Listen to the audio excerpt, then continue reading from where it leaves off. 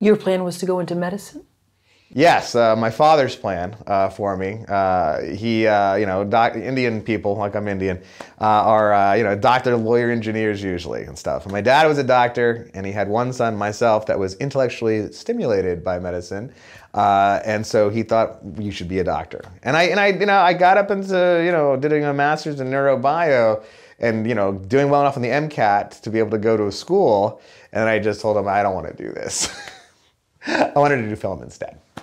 So when you told him, I don't want to do this, did you take any new measures to get yourself into film after that? Or it was a weaning off process? I told him, and he was like, well, if you're going to do it, you got like 2 years to figure it out, right? Just do it. So I got an internship. I wanted to do development. I wanted to do producing. So I got an internship with a guy named David Friendly, who worked on the Fox side, had a 3-picture deal. And he did such movies as Big Mama's House or Dr. Dolittle, the Eddie Murphy one. I cut my teeth being an intern there and then got to be an assistant and then discovered the amazing world of market research for film, which I then started doing for 18 years, started testing movies for a living. What are your thoughts on balancing a day job and being an artist? I mean, everyone's got to eat, right? That's the toughest thing. I mean, I think that if you have to have a day job, I think that you have to do some work for your art every day. If it's 10 minutes, great. If it's an hour, it'd be better if it's an hour, then that's the best idea. You have to sort of it's hard because you get bogged down in your day job and you don't think about those times you're going to be on set and when you get to set, how important that is. You got to remove everything out of your head in terms of that day job. This is the real job that you're trying to do. So many people, have this imposter syndrome where they're they don't want to call themselves filmmakers, but that's what you are. If you are going to do this, if it's in your heart, then you need to start calling yourself a filmmaker. You got to start calling yourself a producer. I don't care. Faking it till you make it, whatever. You got to do whatever you got to do, but you need to call yourself a filmmaker. Because if that's in your heart and that's what you want to do, then that's what you need to do. And you need to work on it every day for at least an hour, I'd hope. Some days are worse than others, I get that too. But if you really do want to succeed, you have to be persistent. You always hear about you have these friends that are not successful and they're doing their day jobs and they're also doing trying to find this dream. Then you find 1 out of 10 friends actually succeeds. And you're like, why did that friend succeed? Versus the other friends that are sitting around LA and think they're actors but they never go on auditions or whatever it is, right? That person works really hard and they're prepared. And I'm not gonna say this fakakta opportunity means whatever it is, if you've worked and put the hours in and you have something really unique, then it's going to be seen one day. And you have to make sure that you're persistent. You have to this is what you do. This is my job. I earn money over here for my living expenses, but this is my job over here. That's what you have to think about it, I think.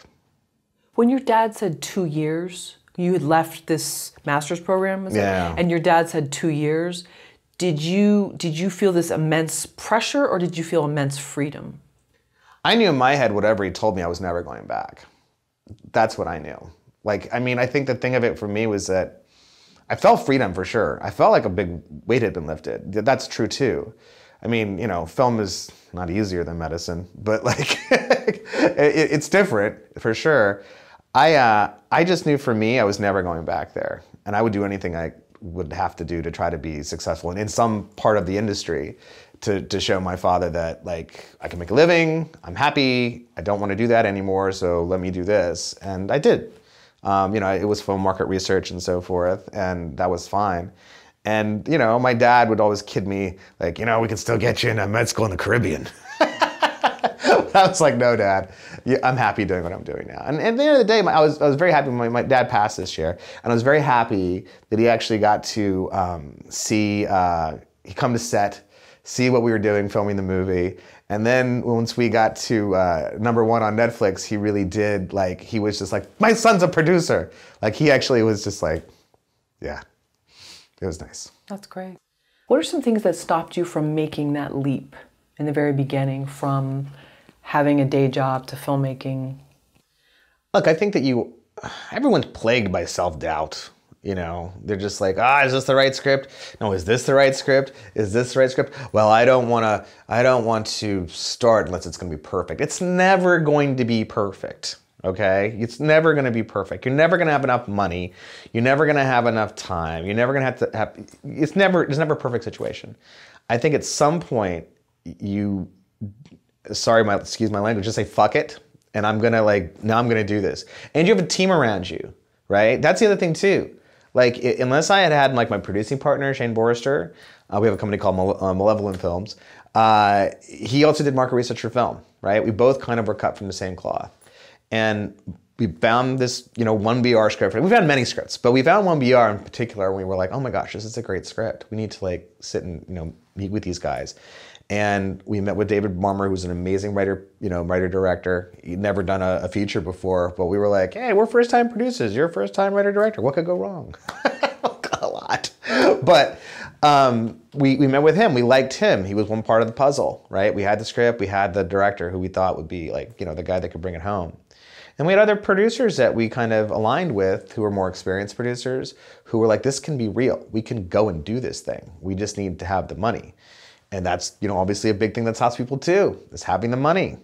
And we thought, we went all over the place looking for money. We didn't find any money because no one wants to trust a first-time producer and first-time writer-director. That's low on people's list of wanting to trust. So we decided to bet on ourselves. Shane put some money in, I mortgaged an already paid off house. And even the writer-director, David Marmer, put in a lion's share of the money too, equal on footing to all of us, in fact. He bet on himself at the end of the day.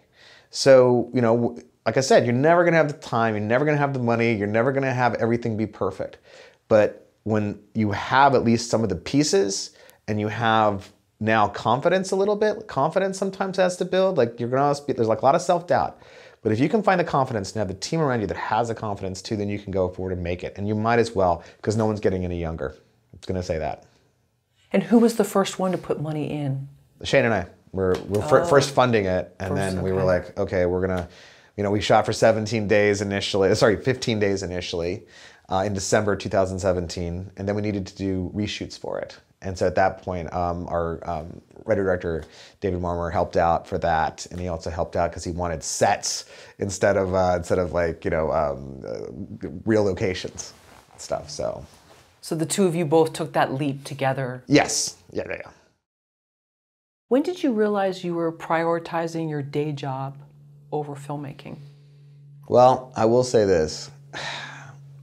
Look, market research for film is actually, you wouldn't think it, but there is some sexiness to it. There is you get to meet all these great filmmakers that you maybe idolized or whatever. You're sitting there and at a certain point, as you rise up the, fail up the ladder, let's say, you become sort of their confidant, like the filmmakers. You're their priest, you're their rabbi, you're their confidant. You're the person that's going to tell them the truth. Whereas a studio has an agenda over here, you have no agenda. You're just like, dude, this is what's going on. This is what the scores are. You might think about this, you might think about that. And they take it away just as they do because they know that, look, you have no dog in the fight. And so there is a sexiness to that, which is interesting. I was also party to opening up offices in New York and London and Sydney, Australia. So there was definitely a travel aspect to it. So there was fun doing that, no doubt. But I realized as the years went on that I could be very easily stuck in this sort of gilded cage, if you will, and be quite content. But I'd always harken back to God, I really wanted to produce films. This was the main thing. I think I'd get a lot of enjoyment if I could just not have the fear, not have the hesitance, because you are look, they're paying you well. You get to meet all these different people, oh, hello, Mr. Hanks, whatever, you are kind of part of production in a way, even though you're not really part of production. So you can become very comfortable, I guess is my point. And it took kind of a life, reaffirming event where I, unfortunately got divorced. And I was sort of what is it all about? And I had that moment, and I started deciding, like, you know, I think I'm meant for something else. I mean, I can take this knowledge that I have, like having been in this industry, and I think it's much different than a lot of producers have. Like, a lot of producers don't think about things the way we think about things, because we're thinking about, like, when I read a script, I'm actually writing down what I think the trailer moments are, right? I'm thinking about marketing this film. Like, look, I want it to be entertaining. I want us to have moments of cinema, and hopefully on the script level you see that, right? But I also am not naive to think, like, who is this movie for? I mean, that's a big question people don't ask themselves when they're actually reading a script. Like, who is this movie for? Who would want to see this film? And it can't just be like your amazing vision and the director is like, well, I think this could be, like, who wants to buy a ticket to this movie, right? Like, that's what I think. Like, you have to think that way. You know that when you're going to sell the film, that's what the distributor's thinking. And if it's so artsy and whatever else, and it's like, oh, I wanted to do a movie for my cousin's husband's child who has, you know, whatever syndrome, it's not going to work. Who wants to see that movie? What audience can you connect with on the script level for that movie? A lot of producers and even filmmakers don't ask themselves that question. And should this movie even be made, right? Those are the questions that I ask, because I've seen films when they've been made, and I sit there and I'm like, who gave this $2 million? That money is never coming back. I just want you to know that. It's never coming back. Like, thank God your uncle is rich, because he can take the blow of that $2 million never coming back. You have to think about those things when you're thinking about making a movie, and I don't think a lot of filmmakers do. So I think about that because of the background I came from. I also think about, like, you know, do's and don'ts of things I've seen that have not worked in the past that, you know, that certainly shouldn't have been done, you know, before you make the movie. Like, I know those, like, things that you really shouldn't do. For example, if you're doing a romantic comedy and the guy breaks up with the girl, right? Well, there's always, like, the best friend of the girl that's gotta, like, you know, console her during that part. If you don't do that, then people are gonna not like that character, and your overall scores for the enjoyment of the movie is gonna go down. So always have that in there. If there's gonna be a scene in your romantic comedy when the guy breaks up with the girl in some dirty way, and she is, like, heartbroken and she's eating the ice cream, her friend is on the couch right next to her, consoling her and telling her what a dirtbag that guy is, right? So you need that scene, right? So there's little things like that, because there are 100 different things like this that I know that I can just see, and I remember just from, like, memory of, oh, don't do that. You know, I can see that in the script level. Don't do that. Do this instead, you know? So anyway, that's a weird sort of thing that I think a lot of people who work in market research bring to the table. Also, in terms of, like, crafting a campaign, like, if you work side by side with the studios, you know, every day, you see, like, when a movie is not testing so well. Well, what do? Okay, I also tested that trailer. Let me see what they did. Oh, they put everything in the trailer to give the whole movie away, because they know the bamboozle is on to some extent, right? They know they need to get, you know, butts in those seats. Like, that's their main thing. They know the word of mouth is going to be crap on it, but they do want to still make some of their money back, right? So they will give away everything in the trailer, for instance. And for example, if you made a movie and you know that it's not, you know, it's not testing so well, or you know it's not being, you know, it wasn't your thing you initially envisioned, then you maybe need to cut the best trailer you can and have the best poster you can, because that's, to get people's money back, that's what you're going to need, for example. Well, how did you get into market research? And maybe you can define for us what that is, what it's like. Market research for film can be many different things. Usually the studios don't trust the filmmakers, and the filmmakers don't trust the studios, so they need a third party to come and sort of be the go-between, a party that would get them, talk to both parties and basically decide on what demographics a certain film should have of testing it. You know, what are the age groups, what are the genders, the percentage of genders, what are the percentage of races, let's say, who is this movie actually speaking to? So they would work as a company, as a third-party company. We would work with the filmmaker and also the studio, and basically sometimes they weren't talking to each other, so we were definitely the go-between in that respect. And we'd come up with, you know, an idea for the study. It's a study at the end of the day when you're testing a movie. We call it a study. And we'd figure out, you know, how big a theater, what's the location, all those different things go into actually testing a movie. Once you get an audience in and they see the movie, they fill out a survey, right, front and back, and it has many different questions on it. Questions that are germane to the actual movie. They may think, oh, does the audience have a concern about this, this, this? And they want to know the answer to those questions so they can edit it or re-edit it in a better way. That's one part of the testing process. The other part would be that they would also pick a focus group from the audience, and they would sit after the movie was over, and a moderator would do a moderator-led discussion about different questions that the filmmakers had about the movie, and maybe if they had any confusions, the audience did, that focus group did. Meanwhile, while that's going on, all these cards are being tabulated upstairs, actually, and they would come up with 2 different scores that were the most important scores to them. How would you rate the film? Excellent, very good, good, fair, poor, and also, would you definitely recommend the film? And the definitely recommend score is really important because that score, if you would recommend the movie to your friend, that is better than any trailer we can have paid to have cut, right? Because you telling your friend that movie is dope is gonna really turn the tide for them and make them actually maybe tip and actually pay to see that movie, or, press on the button to see that movie on a platform or whatever it is. That definitely recommend score was huge. So they tabulate these scores upstairs and present a very brief snapshot report, a top-line report to the filmmakers after the focus group was over, and they would gather with the studio and the filmmakers, and we would read them the scores and say, listen, females are liking it, males aren't liking it, overall the audience is thinking this. We'd do a quick little rundown of what the scores were for the movie.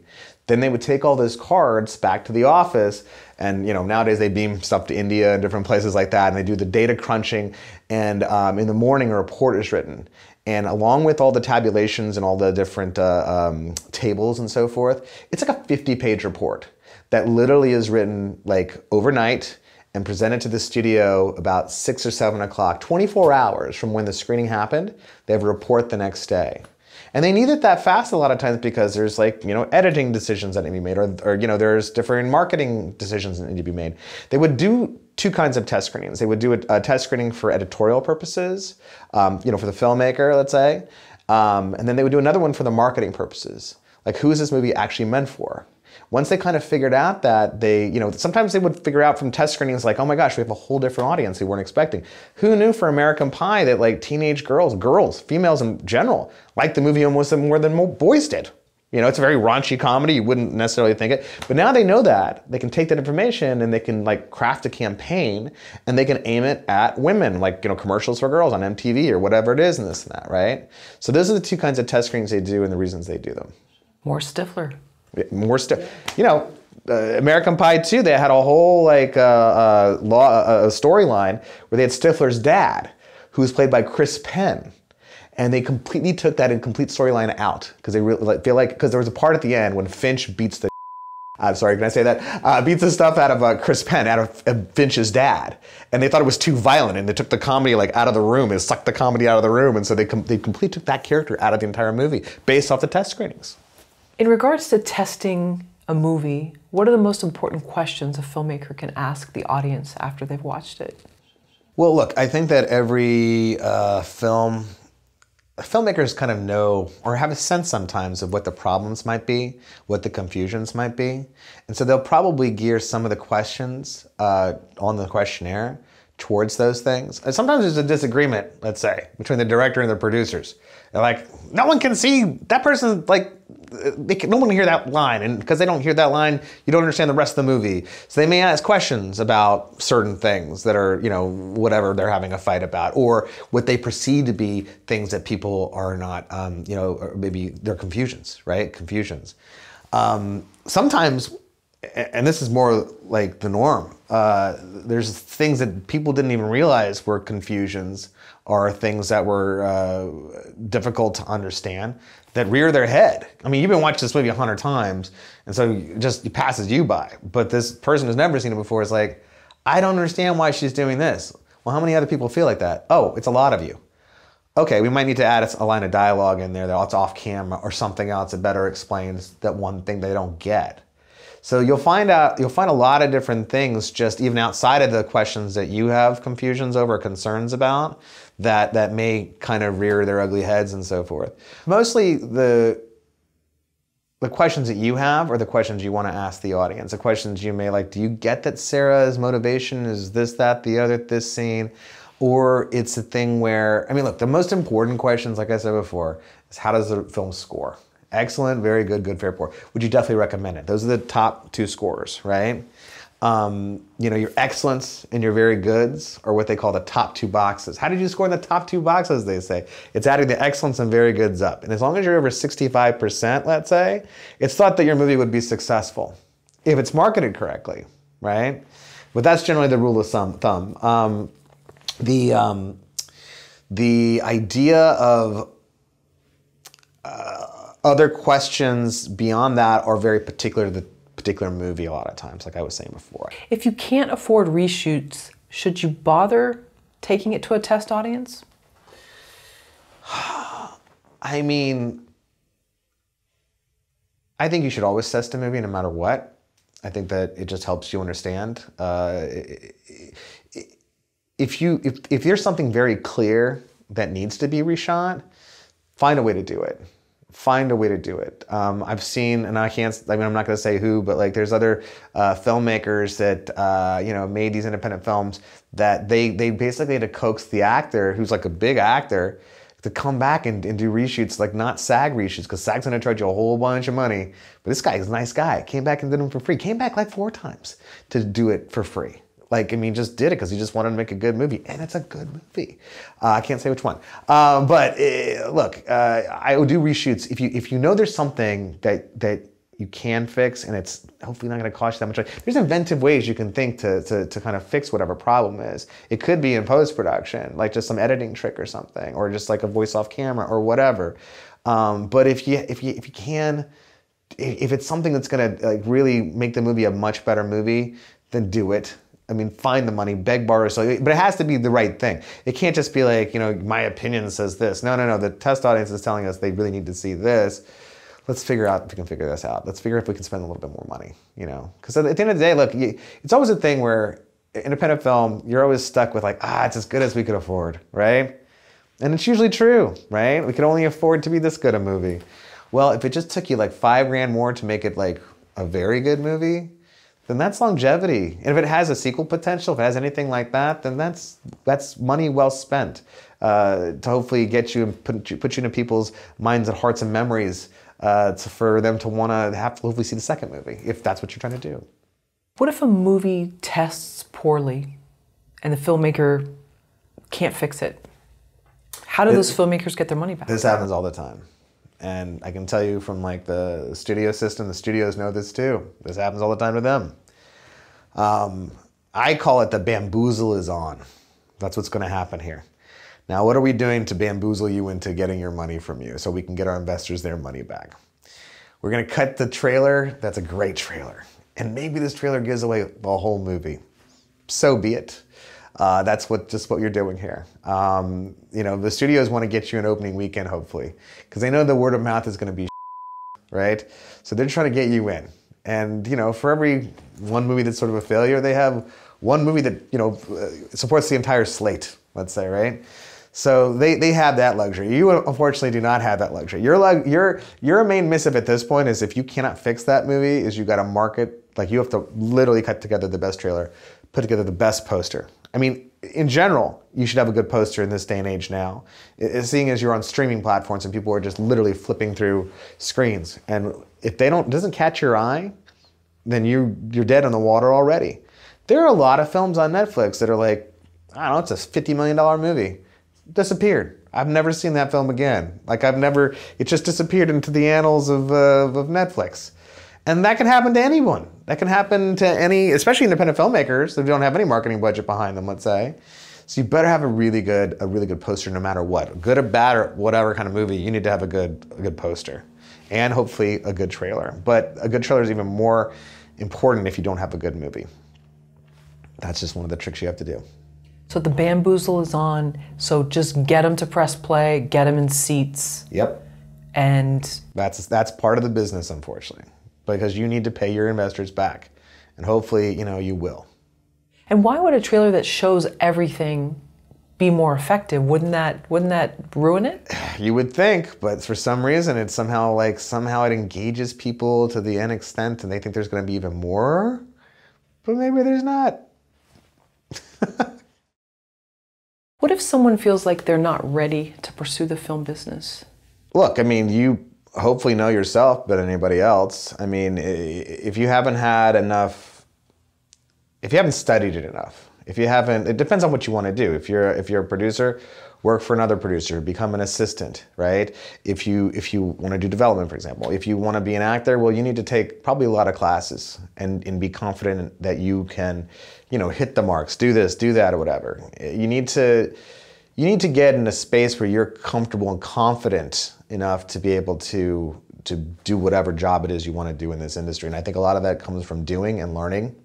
I mean, you may need to work as a PA or whatever. Like, look, if you want to learn all the jobs in production, working in a PA is a great job. You don't get paid anything, but you get to see and learn a lot of things. And if you're on certain productions, if you take interest in certain things, people may take interest in you.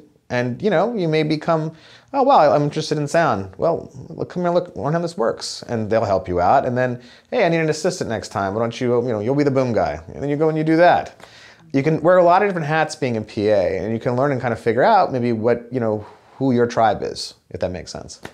Even extra work, and you get fed and you get paid in a week or whatever. You can see how it works right. And understand it. I mean, there's lots of ways to learn and get paid a little bit at least, How does a filmmaker know they have something to offer, a story worth telling? That's a great question. I always like to say if it's original, that's one thing. If it's something you haven't seen in a long time, that's another thing too. I think that you learn if it's original by watching, by learning and reading and watching a lot of different movies to understand the landscape or the genre even, let's say, for example, of what you're trying to do. I think that if it's not just watching the films, it's reading. It's understanding story. It's understanding what other stories are out there like this. Is there a book that's exactly like this, what I'm trying to write right here?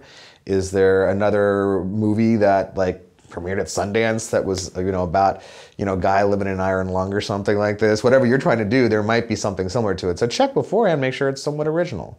And then ask yourself if there's an audience for this. Should this movie be made? Is there an audience for this? Who's going to watch this film? Who's going to pay to see this film, right?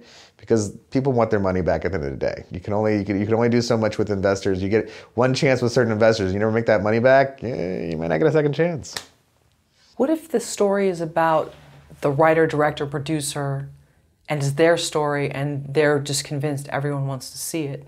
People may want to see that, but is there a delusion sometimes when people have their own story? I think there's absolutely a delusion. I think, unfortunately, people are very, they're very, what's the word? They really do believe that their story is the most important story ever told, probably, right? And it's the most interesting story ever told. And sometimes it's not. Sometimes it's just not. I think that you have to have other people that, that's what producers do. Producers will read your script and tell you, oh, listen, I think that there is something here. So there's other people's opinions that sort of matter. I don't think it's just in a vacuum, a writer-director coming up with something that's just going to be brilliant. I think there's always people that are going to help that project along and actually even tell you, look, I'm encyclopedic with my knowledge of horror, for example. I can tell you that movie, I've seen it 10 years ago and it wasn't done very well then, so this movie may actually work. Or this movie, there's a movie that came out just like it, last year, and it was done really well, I had a couple friends that had this has been the year of cannibalism for some reason, right? And for years past, there was no cannibalism movies, right?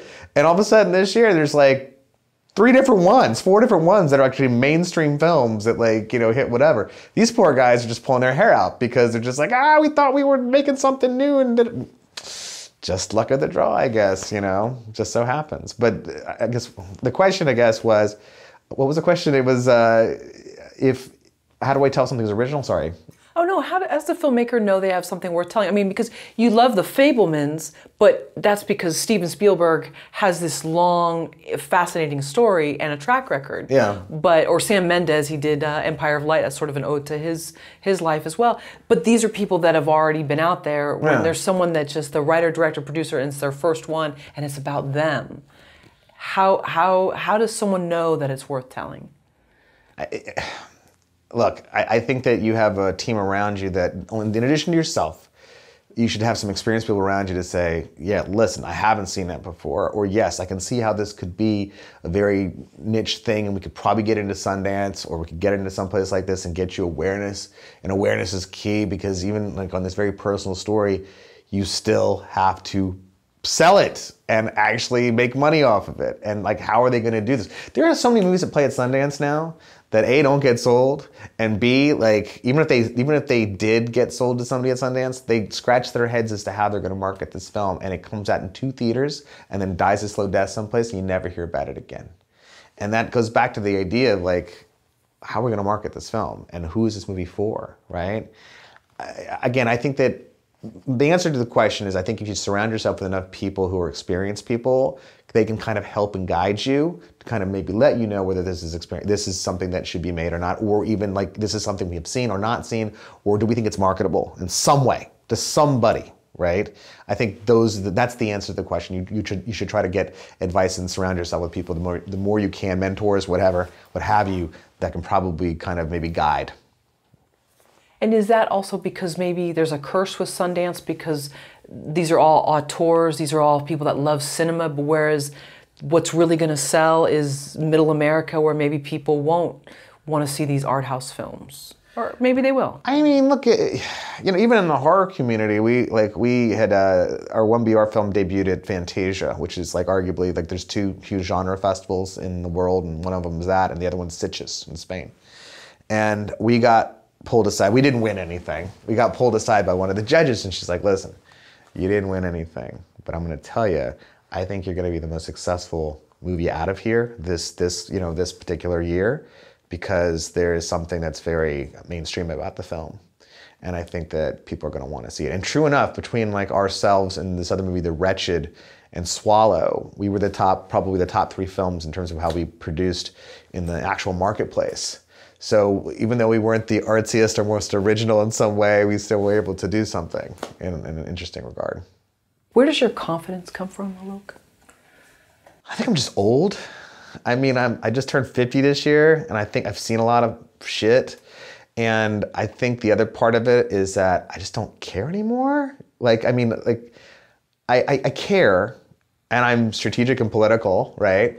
But at a certain point, with age, I've become less fearful, right? And once I figured out that, like, we did one movie, and I have contemporaries, and you become friends with other filmmakers, and you see they're doing it, and how they did this, and we can do this. And you get confidence from meeting other filmmakers and having made at least one film, to the point where you don't feel fearful about. You don't have as much fear as you usually had when you had made a film. When you made one, at least it's under your belt, you can kind of move on to other things. But I hope that answered the question. I guess going back to it, I think mine is, I'm a fairly confident person, but I've been more fearful in life. But now I'm less fearful with age, I guess to say, if that makes sense. What was the fear about? Was it that you didn't want to come out a failure or disappoint someone? Sure. I mean, I think that's universal with anyone. I mean, I think that, I'm not saying I'm high functioning or something like that. I'm a normal person, but I think that, like, I'm a very prideful person in certain regards too. And, like, I tested movies for 18 years. I'm gonna make a piece of crap movie, like that would kill me. That would kill me that, like, I had done that on a personal level. Like, you've been able to help other people with their films, you can't help yourself with your own film, that kind of thing. So there is sort of a sense of pride and pride based off prior career, let's call it, that's in the mix. But, like, look, I mean, I think the other part of it is that, we all have something holding us back. I mean, sometimes we hold ourselves back. Like, oh, this script isn't good enough, or this money is not enough money, right? Whereas if you just went out there and jumped in the pool, you'd be much better off. You'd learn how to swim a lot faster rather than sitting on the side of the pool and like waiting for, is this the right time I should jump? Should I do it now? Should I do it? Just jump in. That's what I would tell you. What does risk mean to you? I mean, I think that, risk is having to potentially part with something you don't want to part with, let's say. Look, I think a better word is gambling. I think that filmmakers, especially indie filmmakers, they're gamblers. I mean, who knows what's going to work or not? It's a risky proposition, but we're kind of gambling, aren't we? Like, are we going to, perhaps mortgage an already paid off house? Are we going to ask our uncle for money? Do I know if I can get that money back? What's risky for him? Is it risky for me? It's risking that relationship. You have to be, I think, as someone who tries to be risk aversive, like trying to do everything I can to mitigate risk. There's only so much you can do, and at the end of the day, I guess gambling. Like you have to understand that this money may never come back. Whoever's investing in your film must need to understand that this money may never come back. Hopefully, you've made a good enough script. Hopefully, you have a background to help market the thing, and you're kind of keyed into the business end of things, or you have somebody who's on your team who can help this money come back, so it's not as much a risk, but it's always there. And it's frankly always still a gamble in this day and age. There's different ways you can get paid now, and they change from like month to month, unfortunately. So you got to keep up on that too as well. So it's, what is risk? I mean, risk is fear. Risk can be, different things, but ultimately, you have to be content with gambling, but gambling intelligently, if that makes sense. How do you approach risk? I mean, we try our best to mitigate things. For example, my director did not feel confident about one of the actors we had hired at one point, and so we said, listen, we'll fly you up to wherever, they're shooting their show, and you'll get a couple days to work with them. Hopefully that can, take off some of the fear you have, and I don't feel that this is a risky proposition. You don't feel that this is a risky proposition anymore.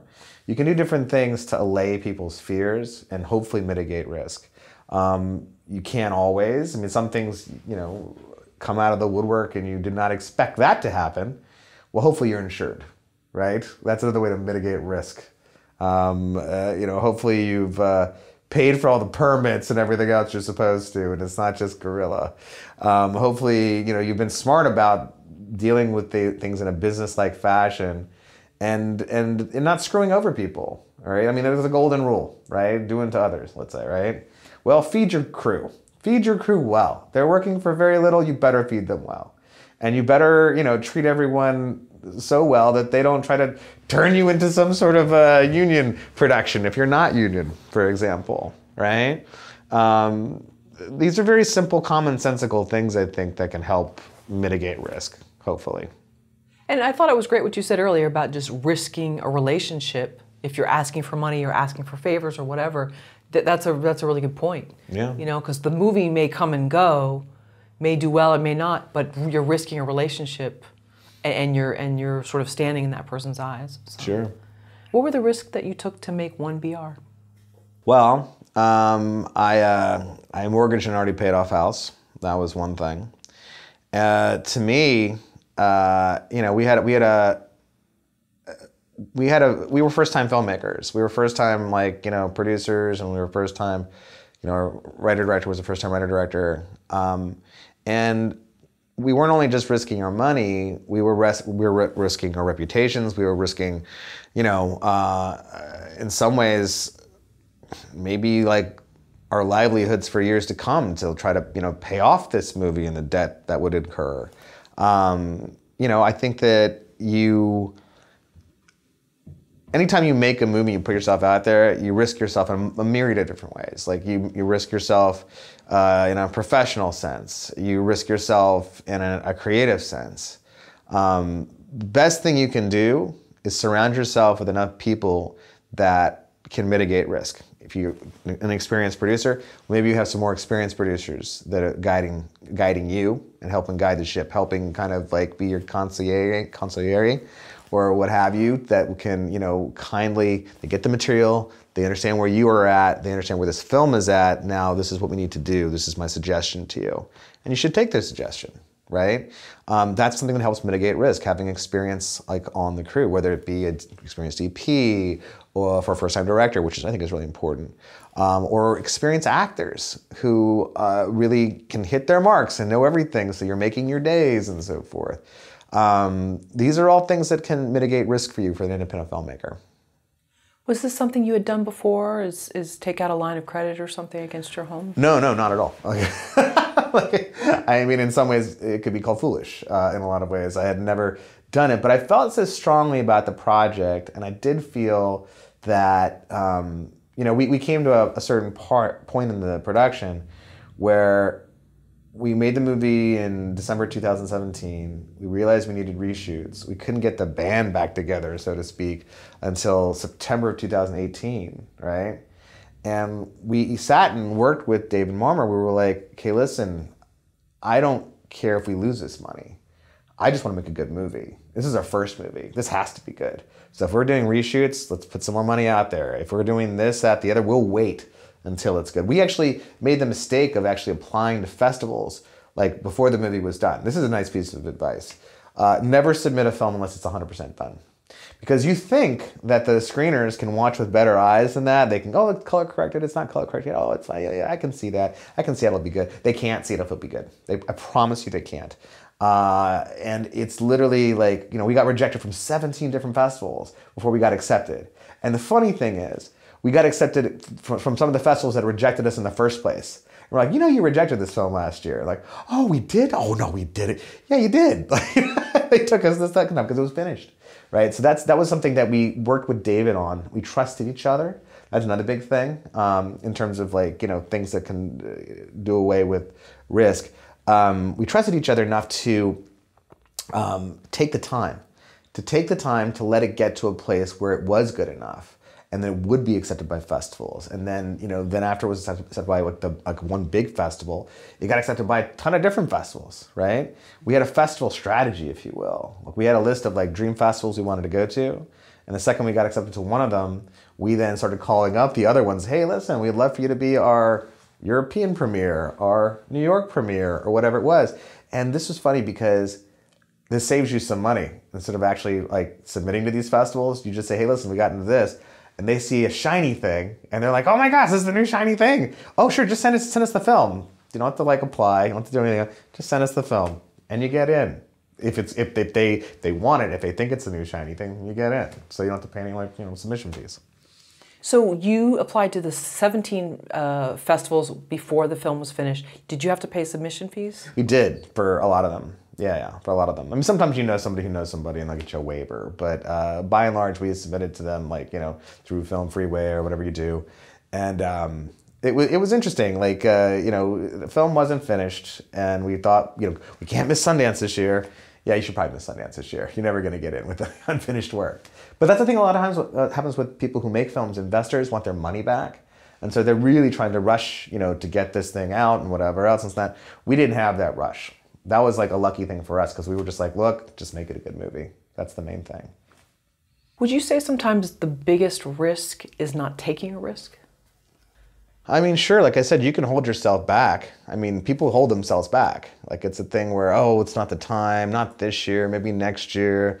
You know, you definitely can be very self-defeatist. I mean, people do it all the time. You know, there's always an excuse. Oh, well, you know, my kid needs braces, I don't have time for this, or whatever it is. There's a myriad of different reasons as to why this could happen to you.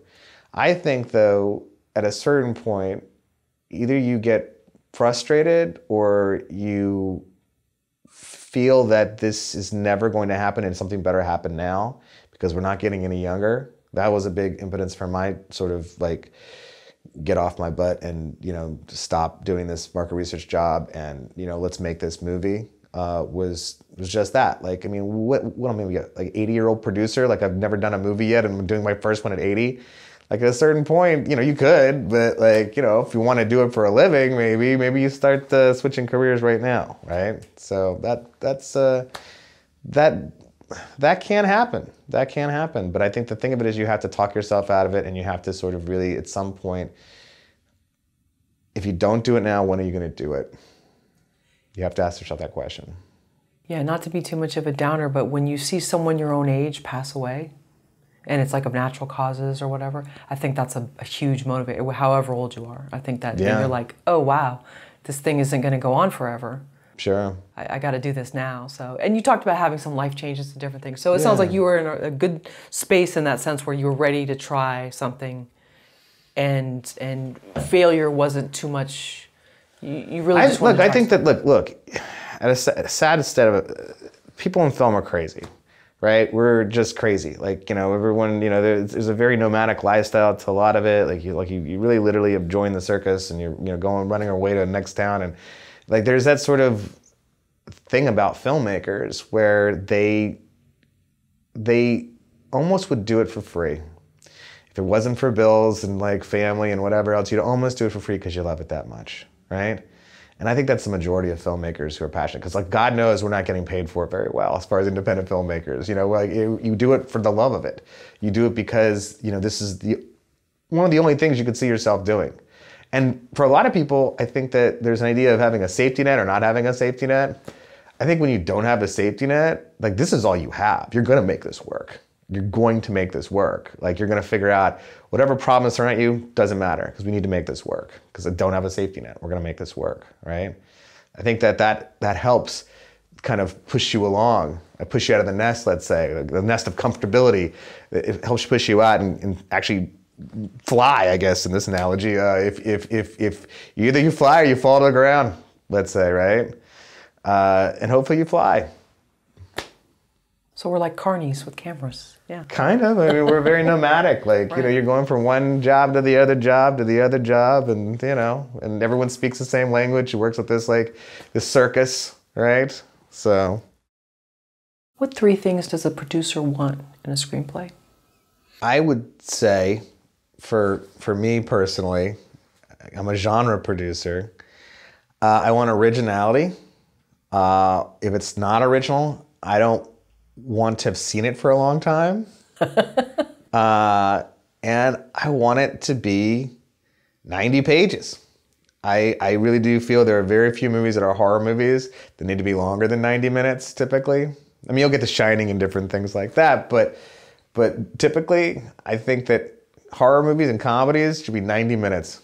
Get in, get out, see the funny, see the scary, that's it. That's what I think. What are the top reasons you would reject a screenplay? It's not original, or I've seen it very recently.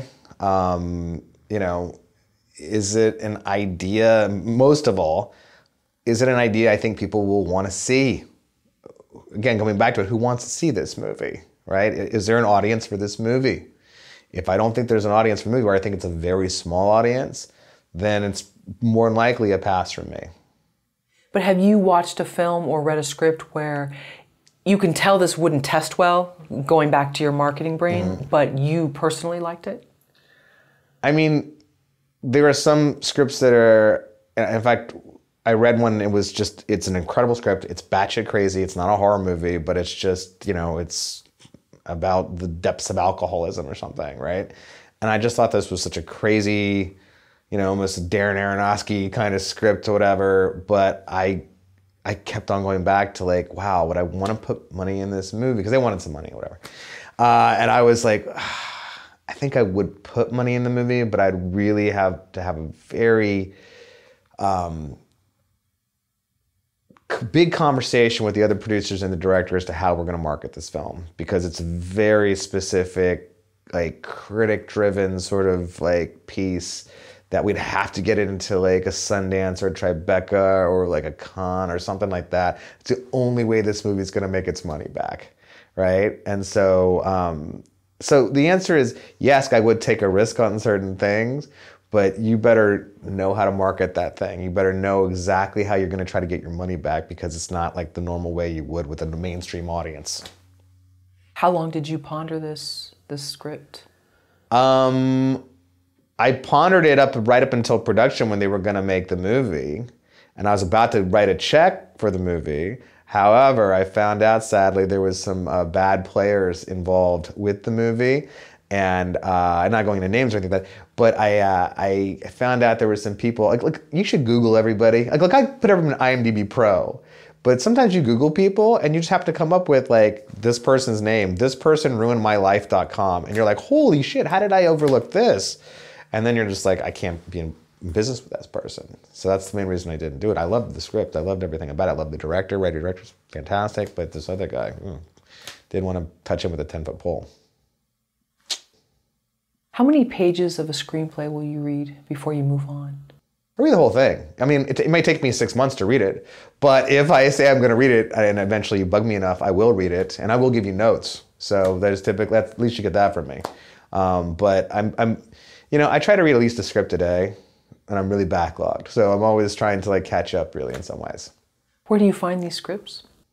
I have managers that send things to me. I have, a couple agents that, feed me stuff. I have a lot of filmmaker friends that we've made at different film festivals, or just living in Los Angeles, really.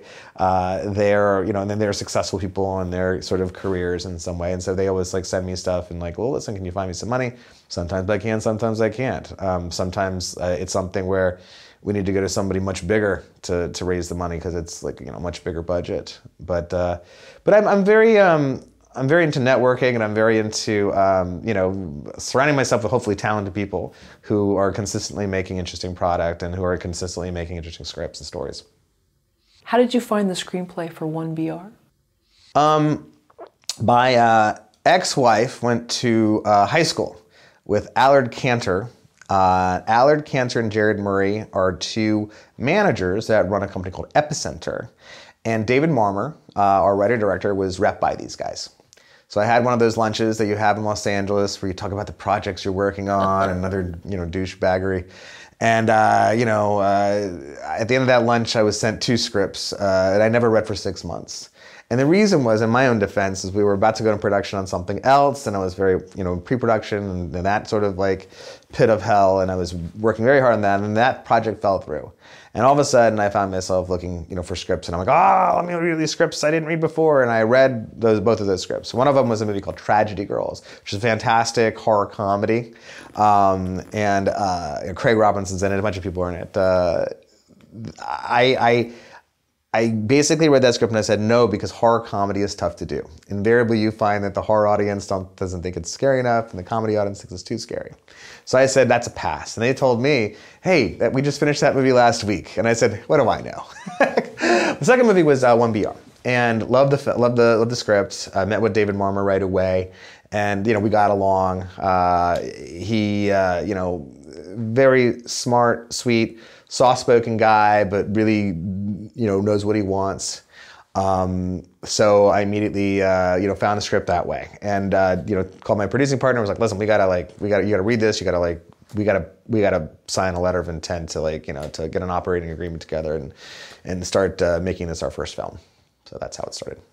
So you did the Hollywood lunch. You did the Hollywood lunch. You say what you want about the Hollywood lunch. It's very necessary.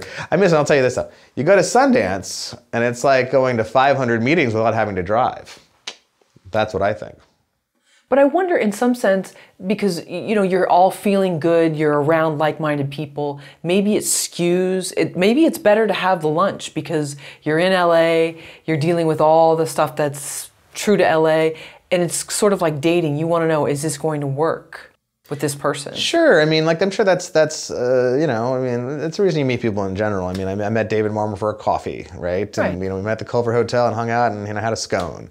And look, you talk about your sensibilities. You talk about what you're interested in. You talk about is there something here? Do we have I really love Exorcist 3. I love Exorcist 3. Do you have the same sensibilities? I think that's another reason that you meet with people. But that lunch or a coffee or a drinks or whatever it is it's just connection, any which way, right? That's what we're talking about at the end of the day. Are you connected to the person? Could I work with this person? Can I work with this person when the car breaks down? Which invariably it will break down. Like that's the whole idea about making a movie. That the car keeps on breaking down. What do you do when the car breaks down? Well, you could yell and scream, or you could say, okay, well, what are we going to do about this now? How are we going to solve this problem, right? And you want like-minded people, right? And so sometimes you discover that when you're making a movie. Sometimes you discover that before the movie, because you just kind of sense this person's a nice person. He's not a yeller. He's going to talk. I can be the yeller. Whatever it is, like good cop, bad cop, whatever it is, right? But I think what you're trying to get at, I think it's more about connection. Like that's the reason these lunches or whatever they are, drinks or coffees or whatever. You want to find out that they have you're like-minded, you have the same sensibilities, and maybe you have the same goals. And it's not just a year that you may be tied to this person, maybe several years. Oh, yeah. So to know that as well, like this isn't just a one and done, one year. And to be fair, I didn't think that, but now I know that. Like I thought we'd be done. Like, oh, we're shooting this thing as a lark. It's 2017 December. It'll be out by next year. No. And then when it does come out, it comes out during COVID. So now we're definitely like stuck together, and we didn't get everything we thought we would get. In terms of a theatrical release or whatever it is. What was it in the screenplay for 1BR that made you want to make this movie? It just wasn't expected. I mean, the way it sort of read at the beginning, and I didn't know anything about it. I just went in cold, right? At first you think it may be something supernatural. You may think it's a bunch of different things, a lot of sort of red herrings going on. And it turns out to be something kind of really different and something we haven't seen in a while. In a long while, and then it actually is somewhat original in addition to that, the kind of twists and turns. Like every act, there's something that pivots in a different way, which I hadn't seen hardly at all, if not in a long time. And to be fair, like it was on the script level, but it became even more in the edit as well. But on the script level, like it definitely was something much different that we hadn't seen in a long time. And it was contained in terms of the actual atmosphere was contained, which is important for a low-budget film, So yeah, so that was sort of the unique thing about it. It was in our budget level. It definitely was something we hadn't seen before, and it went places we didn't quite expect, and it pivots at different parts of the different acts. It pivots in different ways that it made it very sort of interesting even on the page. And so when you took your test marketing, your research brain, how did it measure up?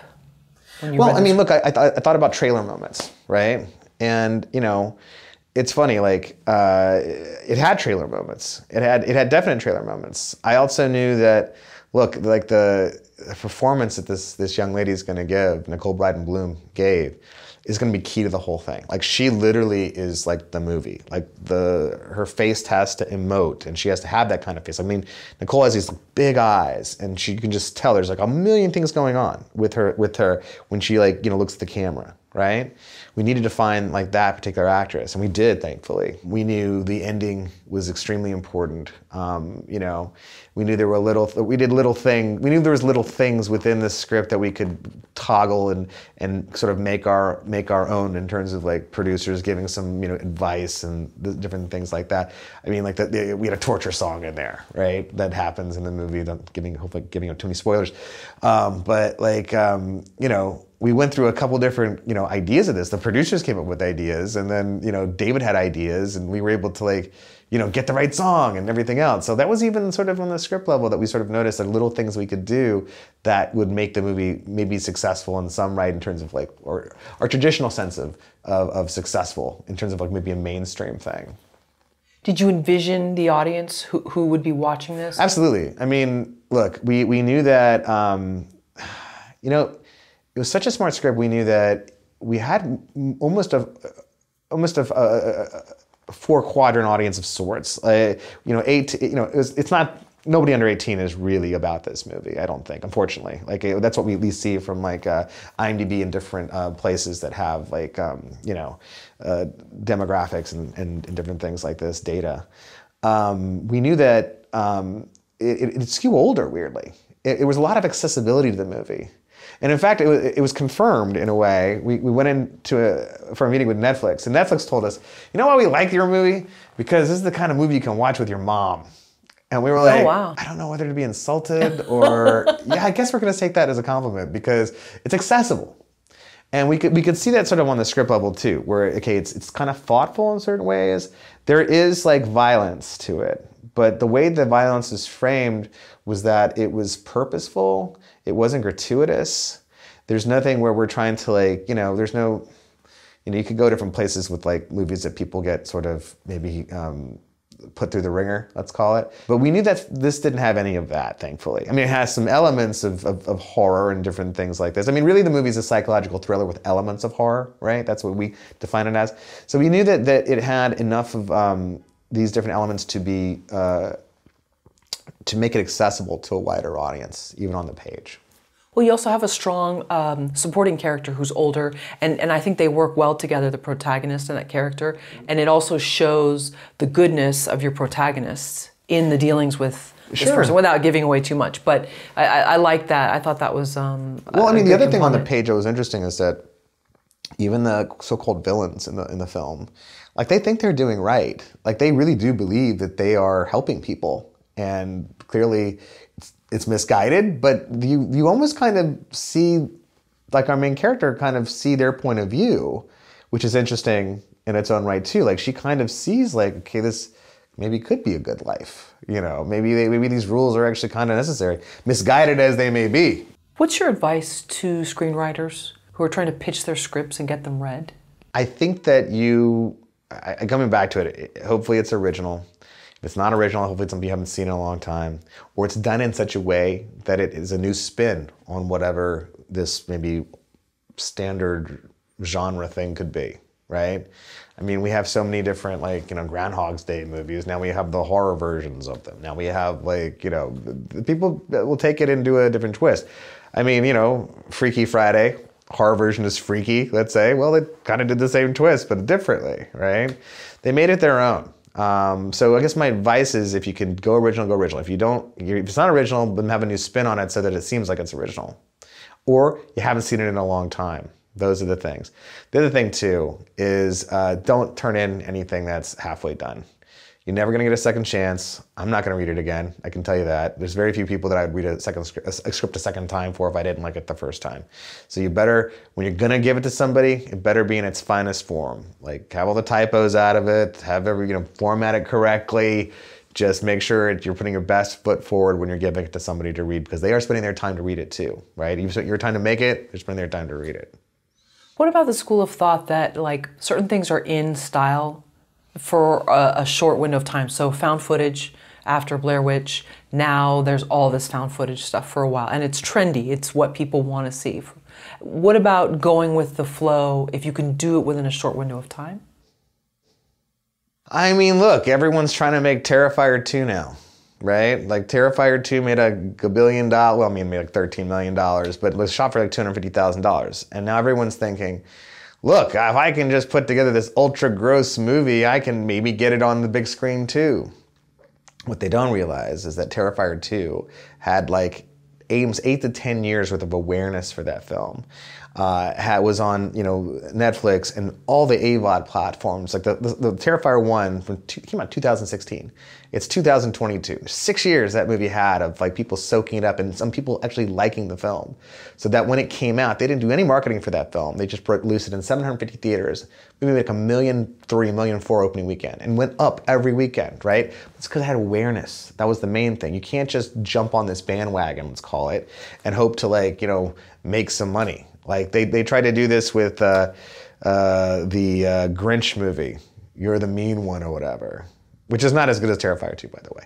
But they tried to jump on this bandwagon. Oh, this can be ultra gross, and it's like, it's the Grinch, and it should be really interesting, and didn't make that much money compared to Terrifier 2, because Terrifier 2 is actually good, and had a lot of awareness for it.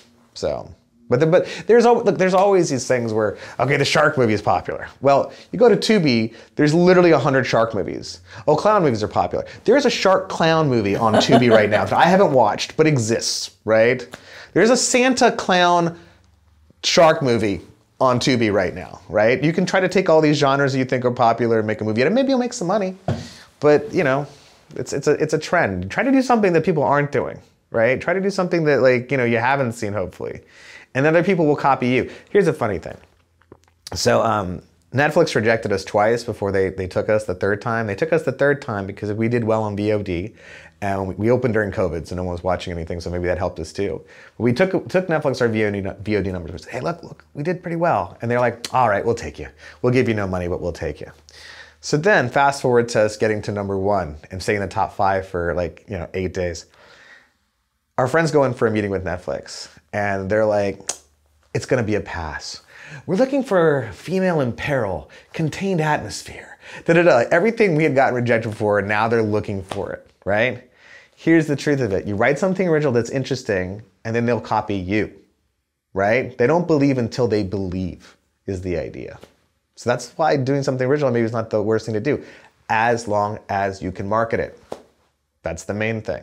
Rising above the noise is the toughest part for most filmmakers. It's so easy to make a movie nowadays. There's hundreds of horror movies. All of them have better posters than the next. But rising above the noise is the main thing. If you have something original, it's even better. Was 1BR fully finished by the time you got Netflix to look at it? Oh yeah, yeah. It had premiered in 2019 at Fantasia, and we'd gone on a festival run for like 6-7 months all over the world. And so it was completely finished at that point. Yeah, and like I said, they showed it to them twice and they rejected it twice until they finally said yes, because the VOD numbers were very good when we debuted in April of 2020. How did you get that initial meeting with Netflix? Well, your distributor does it for you. Netflix will never talk to you as an independent filmmaker. Like, they need someone else they can trust and talk to, someone who they perceive is going to deliver the product in exactly the technical perfection that they're looking for. And they don't want to have to deal with some single person. They want to deal with somebody they've dealt with before, who has other products with them, let's say, products. It's something where, like, they have to take it to them. Like, it's very few people who can directly go to Netflix, independent filmmakers of sorts, who can go straight to Netflix and try to make a deal with them. Why did Netflix reject you the first time?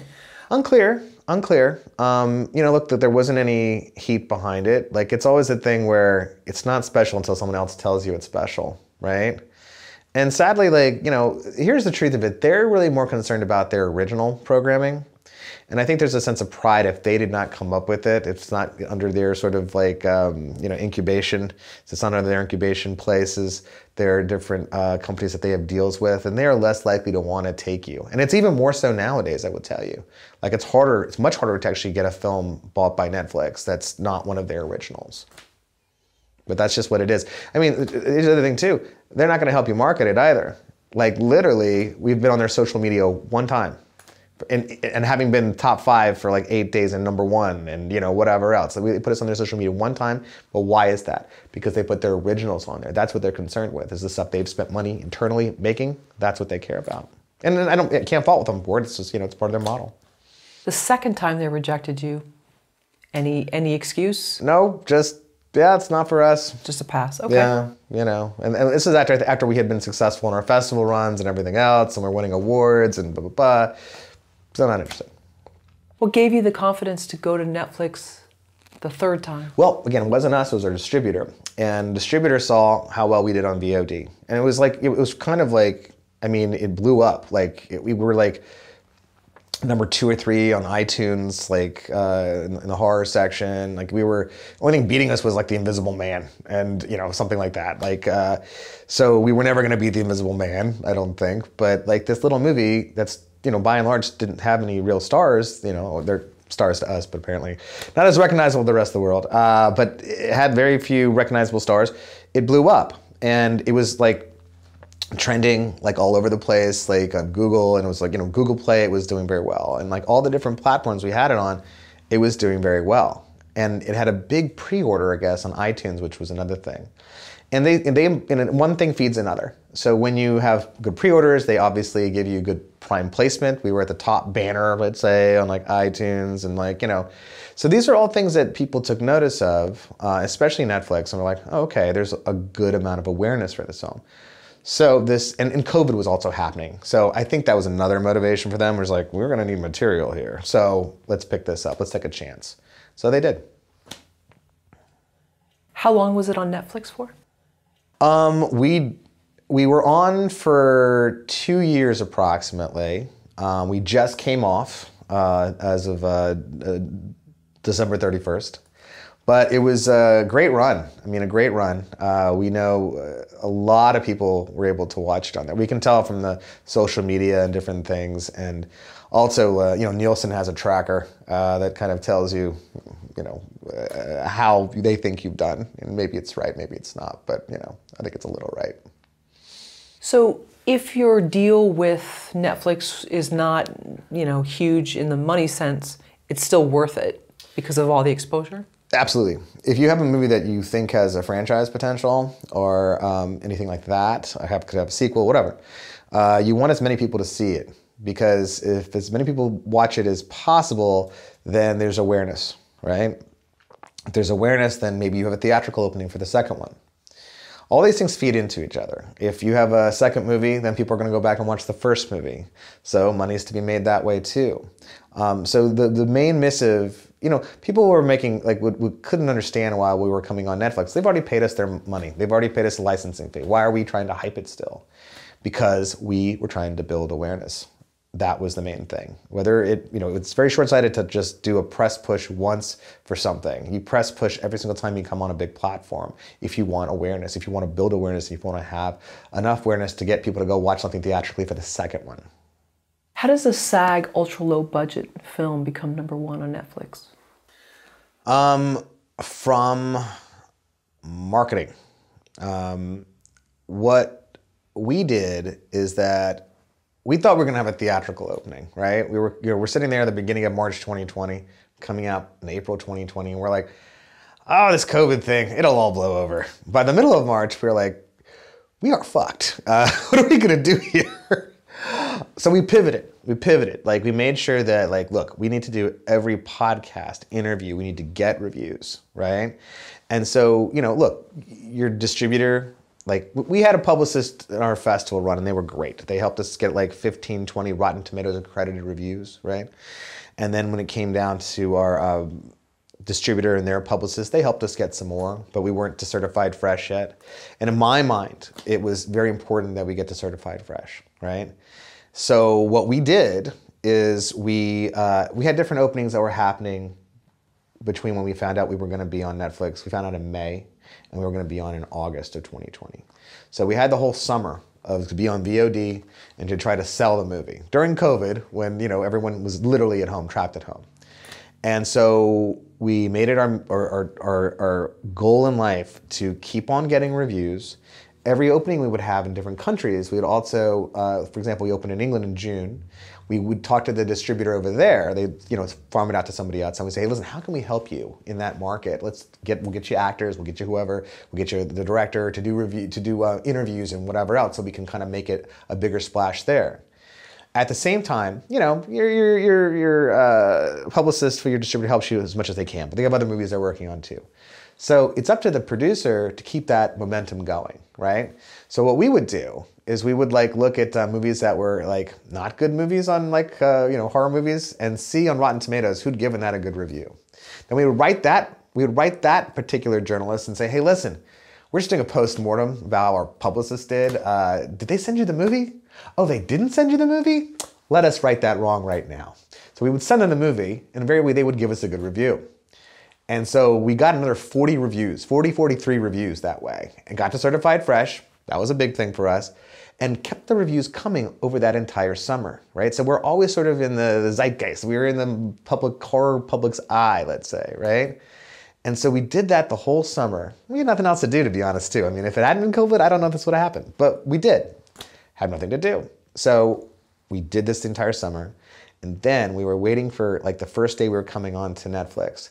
We thought, like, we'd be lucky if we cracked the top 10. Well, not only we cracked the top 10, we went in the top 5 first day and stayed in the top 5. 5, 4, 3, 2, 1. And then 3, and then 4, and then 5, and then we were just gone. We didn't stay in the top 10, it just disappeared. And we were like, well, that was a good run, you know? So I tell you, like, everything we had done to that point, whether it be the festival run, the strategy we had there, how we designed the poster and also the trailer. We worked very connectedly with our distributor to design all those things. And then once we actually debuted on VOD and all the things leading up to that, and then pivoting to just doing podcasts and interviews and everything we could do during that summer, led up to us being #1.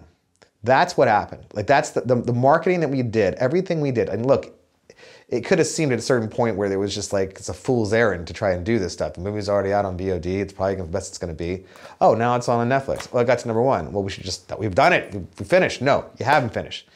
Every time you debut on a new set of platforms, you need to do a publicity push, especially if you want to have a sequel or a franchise out of it.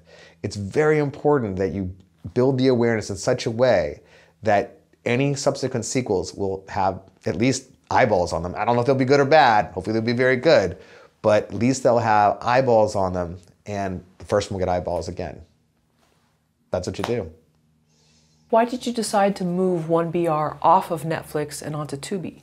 Well, you know, to be fair, the AVOD marketplace, whether it be Tubi, Peacock, Vudu, Pluto TV, Roku TV, Plex, Zumo, there's like a billion of them, right?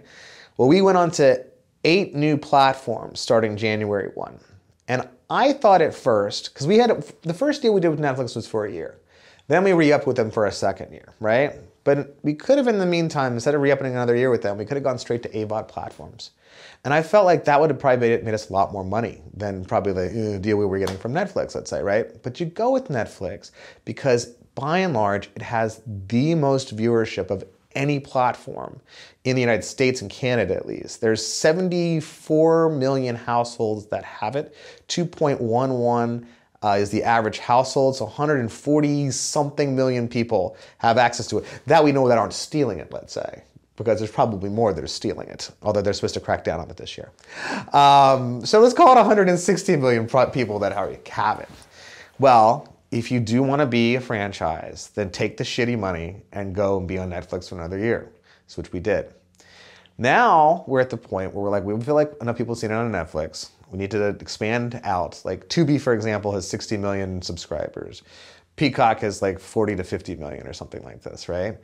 They're probably, you know, a crossover between them people having Netflix too, let's be honest. But there's a lot of different AVOD platforms where people can't afford Netflix right now. It's a tough time in the economy, and people don't mind watching like some of the commercials with these things because the commercials are so short. They're so short, in fact, that you don't even have time to go to the restroom and come back. Like you literally have to pause the movie because you're going to miss some of it unless you're the fastest peer in the world. So the idea is that moving on these AVOD platforms, is one of the most profitable things that independent filmmakers can do at this point, especially if you have something that people are going to watch all the way through, because you get paid pretty much per commercial, per impression, like they call it, per impression that people watch a commercial. It's like there's like 22 commercials like on a Tubi movie, and there's like 17 or 15 during a Peacock movie and stuff like that. So filmmakers can make anywhere from approximately a cent a commercial, but some people say between 10 and Freebie, for example, pays you per hour. They pay you 10 cents per hour. So if your movie's an hour and a half, you get 15 cents per view if they watch the whole thing. We know that from testing our movie had very little rejection and people would watch it all the way through. We had a very high retention rate. So we felt very strongly that people will watch the whole movie and watch all the way through commercials in some way. So we wanted to bring it on there as soon as possible. We waited another year on Netflix just to have more people watch the film, but now is the perfect time, while we're going to be shooting a sequel for the movie this year, to be on another set of platforms, make some money, hopefully make, all of our money back for the film. We're not quite there yet, almost there. But have a bunch of different people who haven't seen it before, a new audience, watch the film, right? And then, make some money and bring out the second film. And then hopefully that has such a groundswell because people have seen the first movie that people want to pay theatrically to see it, hopefully. What makes a movie marketable? I mean, there could be a lot of things that make it marketable. I find, look, everyone says stars sell films. It's not untrue. It definitely helps to have recognizable faces, beloved faces that are in your movie. Sometimes you can't afford people because you're low budget, SAG ultra low budget film. Genre. I think that's something that helps sell a film. You have, for horror movies, there are, I don't know, 220 horror conventions a year. There's not 220 romantic comedy conventions, right? So this audience is a very loyal audience, right? They're seeking this kind of material out. They definitely, love physical media. So, you can sell you can have different revenue streams based off of whatever kind of movie you've made. It's a genre movie. They're loyal. They're very loyal. And for some of them, they really don't care what the quality of the film is necessarily. Like if it's like this gross out slash or something or other, and it's like the worst movie ever, somebody loves that movie, by the way. There's some horror fan that just is beloved, that movie's beloved to them. So it doesn't have to necessarily be the highest quality necessarily. But like everything else, there's people that are discerning within the genre too. There's people who want sort of smarter films, or they enjoy the A24 type of movies, which are very, in their own rights, their own kind of brand, but very interesting and thoughtful a lot of times, A lot of different things can go into it. Like you could have a movie with no stars, but it's just the most spectacular ballet of violence and, action and everything else that people... You don't need to have any stars in The Raid, The Raid Part 2 was even better than The Raid Part 1, and you don't know any of those people. At least you didn't at the time, right? And they became action stars of sorts. But, it can be just the way that it's presented. It can be so stylistic that it's just so interesting. There's a Russian film called Why Don't You Just Die, which is one of the best films. This guy is the heir to Tarantino. We met him at film festivals. He's a physicist. He started as a physicist, but he's made this amazing ballet of violence and just amazing the camera work, everything else is just amazing. And that Russian film that's just a tour de force of violence can be marketable just because it's so stylistic and interesting looking, right? Just cut a nice trailer for that. That's very marketable. It can come from different places, right? People want to see new stuff that they haven't seen before. Terrifier 2, going back to that, it's so ultra violent that people are losing their minds over it because they haven't seen something this violent in a long time. It is just beyond.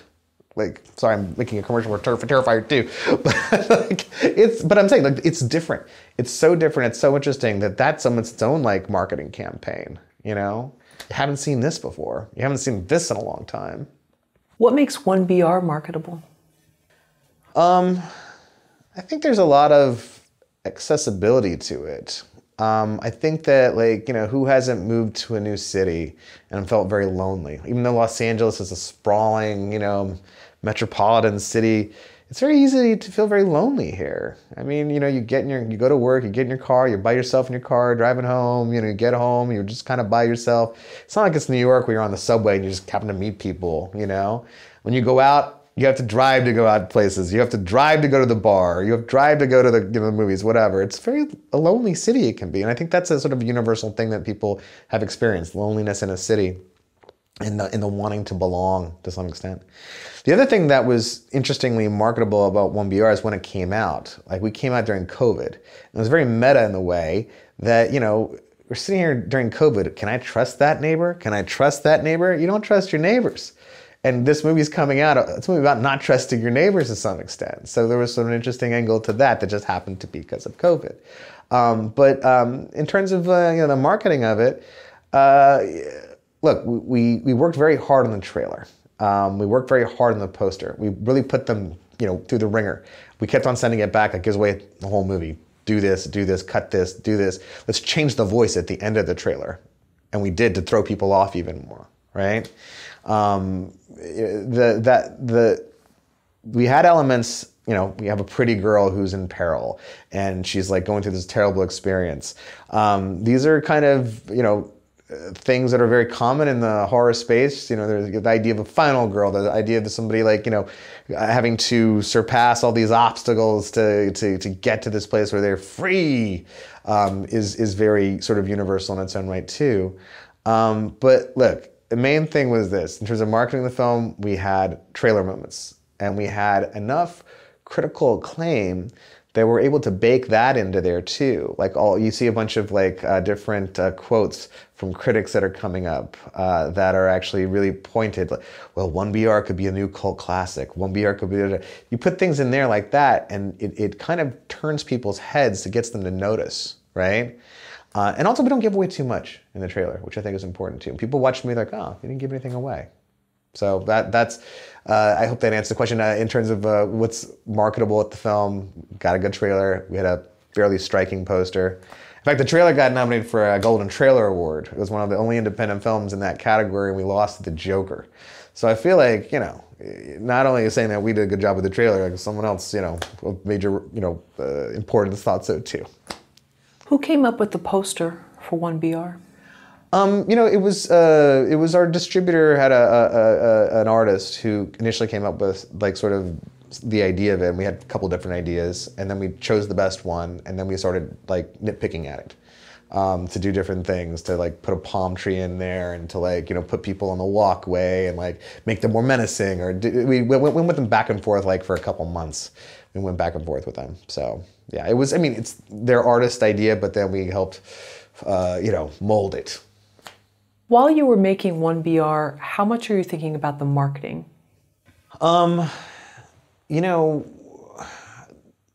we were trying to, look, I think that you have to sort of see what you have first, frankly. We were thinking about, you know, different ideas of what to do, but the initial thought for the whole thing was that we would have a festival run first, and that we would go to we would hopefully get into a major festival, one of the two I mentioned before, Citrus or Fantasia, that has a marketplace there. And the idea was to go there and have people watch like 2 screenings of it. And we knew there was a lot of distributors that would be there, and we were hoping a bidding war got started, and indeed it did get started there. So that was the plan, to first do a festival run, get the awareness, and hopefully get a distributor. And then we knew we'd have to work with the distributor. They want to feel like, you know, they know more, they would tell you. And maybe they do for certain aspects. For example, we never cut a trailer before we went to a festival, because it's time and expense for you. You probably can't do it better than the guys that are paid to do it, I can tell you that. And once it gets into the like, Google sphere or whatever, it's hard to pull that back, right? And that's the first thing people are going to see from your movie. So if you're going to do something for a festival for awareness, maybe pick a scene from the movie and, you know, put that out there. You know, that's probably good enough. Because invariably what will happen is the distributor is going to want to come up with their trailer, their own trailer, in fact. Because you could maybe put something great together and be like, oh, thanks for the time and expense. We're not going to use that. We're going to come up with something else, right? So that's sort of you know, what the plan was for us. We didn't have a trailer. We got to the festival. We got a bidding war started. We sold the movie we gave the rights to this distributor, and then we proceeded to finish up the festival world tour at the same time, working on the trailer and the poster with the distributor. But you had some bumpy starts because you didn't have it finished, but you sent it to 17. Yes, I mean, basically the year, let's say our fall of 2018, when we had just finished the reshoots, we tried to quickly put the things into the cut we had, and then send that off. And so basically from like September of 2018 until, I want to say, almost May of 2019, we had been rejected all over the place, but we were testing it and actually still cutting it down and making it tighter and tighter. And in terms of helping, the testing helped us with that quite a lot. And it actually helped us decide on which ending. We actually shot multiple endings. We did reshoots. So it helped us figure out which ending we were going to go with. It helped us figure out, you know, little minute things like how much cat violence should we have in it, for example. Should we have less? Should we shoot more? Should we do, you know, the answer was less. But all these things help tighten film, get into shape, and finally in excuse me, May, we were accepted by Fantasia. And at that point, we were like, okay, now we have our work cut out for us. Let's go to these other festivals and see what we can do. And from basically when we premiered in July of 2019, we were pretty much like going all over the world till literally January of 2020, right when COVID was starting to hit. Like we finished our last festival in France, like in the Alps or something, and came home and we're just like, I'm surprised I don't have COVID. So having Fantasia say yes to you is kind of like the popular girl saying yes to go to the dance, and then now you're invited to all the parties. 100%. It's like just that she's all that analogy. Yeah, like I took my glasses off and all of a sudden I did this, and all of a sudden, you know, yeah. Right. Essentially, that's what it is. It's you get validated by like a real tastemaker, like Fantasia, and all of a sudden everyone's like, wait, what? Okay, yeah, okay, I'll take a look. Yeah, no problem. And people came to us too. Like it wasn't just us like having to go out and you know pound the pavement and whatever else. People started approaching us and were like, oh my gosh, I'd love to program you and and like, okay, that's great. You were on our list. What changes would you make to the marketing if you had to do it all over again for 1BR? Or maybe you wouldn't. Maybe you did everything. I mean, look, in the context of what we were living through in terms of COVID and stuff, I really wouldn't have changed anything. I mean, who's to say that we would have even done as much marketing for it if there hadn't been COVID? Because frankly, we probably would have been on to the next thing. I mean, we were just like, oh, this is successful. Well, let's take the success of this and try to roll it into the next project we're making. If anything, that probably hurt us. COVID hurt us in that regard, because like all this heat you're having during COVID isn't completely necessarily remembered over here. I mean, it is to some extent, but who knows? Like when you're the hot thing, it's better to try to get a deal or some sort, get some funding for the next one or whatever at the same time. But I don't know that. I mean, there's two interesting things going on with this film. One, you have somebody who knows about marketing the film. Two, you have someone who has nothing to do, like during COVID, not a lot to do, let's say.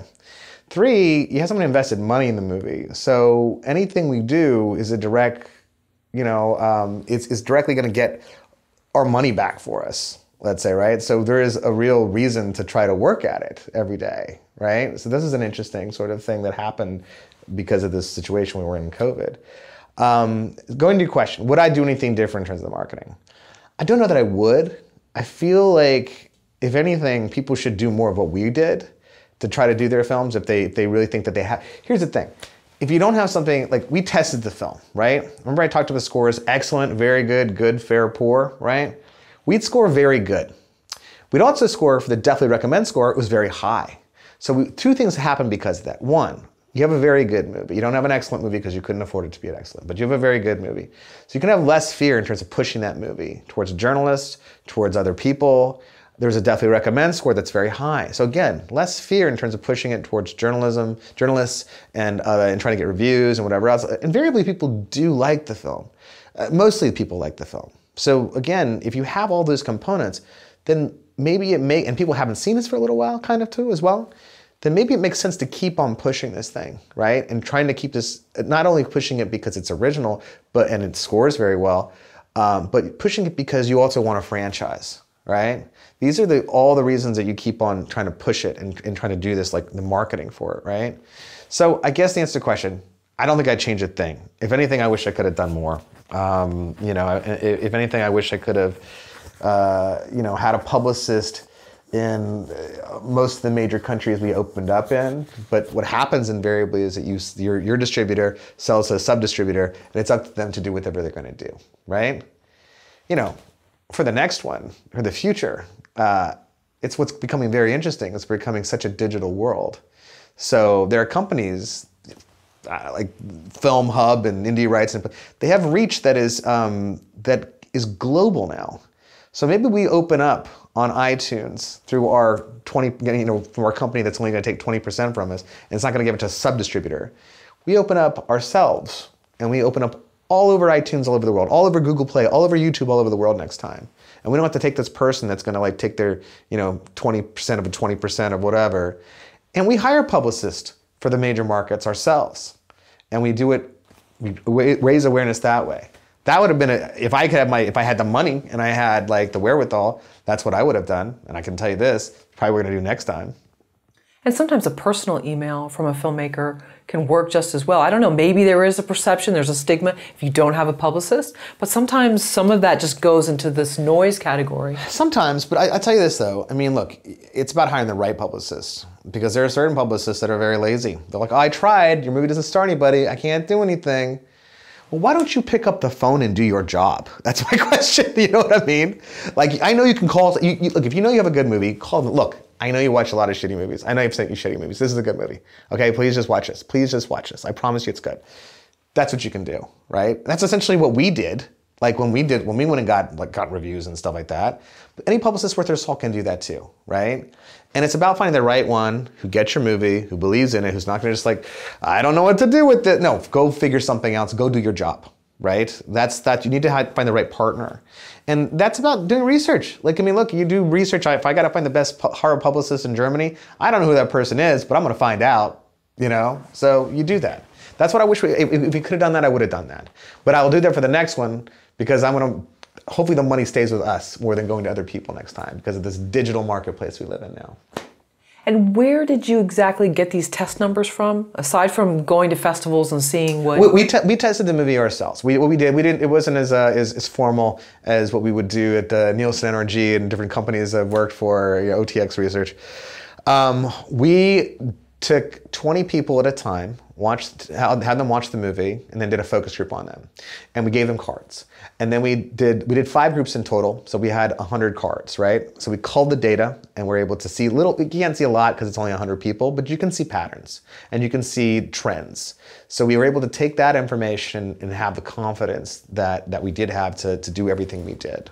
Where did you find these 20 people? These friends of friends. Friends of friends. Friends of friends. I mean, some of them, maybe a couple of friends and family, but really try to get friends and friends. And whoever you think the audience is going to play, whoever the age group you're thinking in your mind, that's what you try to get. Try to get a spread. Someone knows somebody who can get you a 50-year-old, or whatever I do. Somebody knows somebody who can get you a teenager. You have to it's as much as doing a job to organize that screening as it is anything else. And people get paid a lot of money to do that professionally. So that's the whole thing. If you do it yourself, you're doing the poor man's version of it. Then try to ask for help from friends of friends. Like, everyone has social media. You can go on Facebook and be like, hey friends, I need some help. We're testing this movie. I need some friends of friends, I'm gonna feed you dinner. We might give you a glass of wine. Not exactly scientific, I know, but just enough they feel appreciated, and they're gonna hopefully see something interesting. So they saw it as a group and they saw it in person. It wasn't a screener? Yeah. Interesting. Yeah. Okay. We wanted to get them in a room and then do a focus group on them. So I know a lot of moderators in the business, so we were able to get moderators for each of those 5 groups, and that gives us more information too. We would tape those conversations. Wow. And doing a moderator gets you different information than you would get on the page as well. There's something organic about it a lot of times. People feel free, hopefully, if it's a good moderator, and they feel able to talk about their feelings, and they don't feel like they have to mix the words or whatever. Right, and so then did you get a special screening hall, or this was just at someone's home? Just at my house. Oh, okay, great. Yeah. We know you've put your own money into 1BR, and now you've said, I believe, that you feel confident you can raise, $4 to $5 million for another picture of someone else's money. What gives you that confidence? How do you know that? I mean, you took this chance, you and the writer-director put your own money in first. The thing that gives me confidence is awareness. We know, with confidence, I can tell you that as of right now, before going on these AVOD platforms, we probably had roughly 100 million people watch this film on Netflix. I can't tell you why I know that, but I can tell you there's a mixture of Nielsen has a tracker and some other aspects that we're privy to.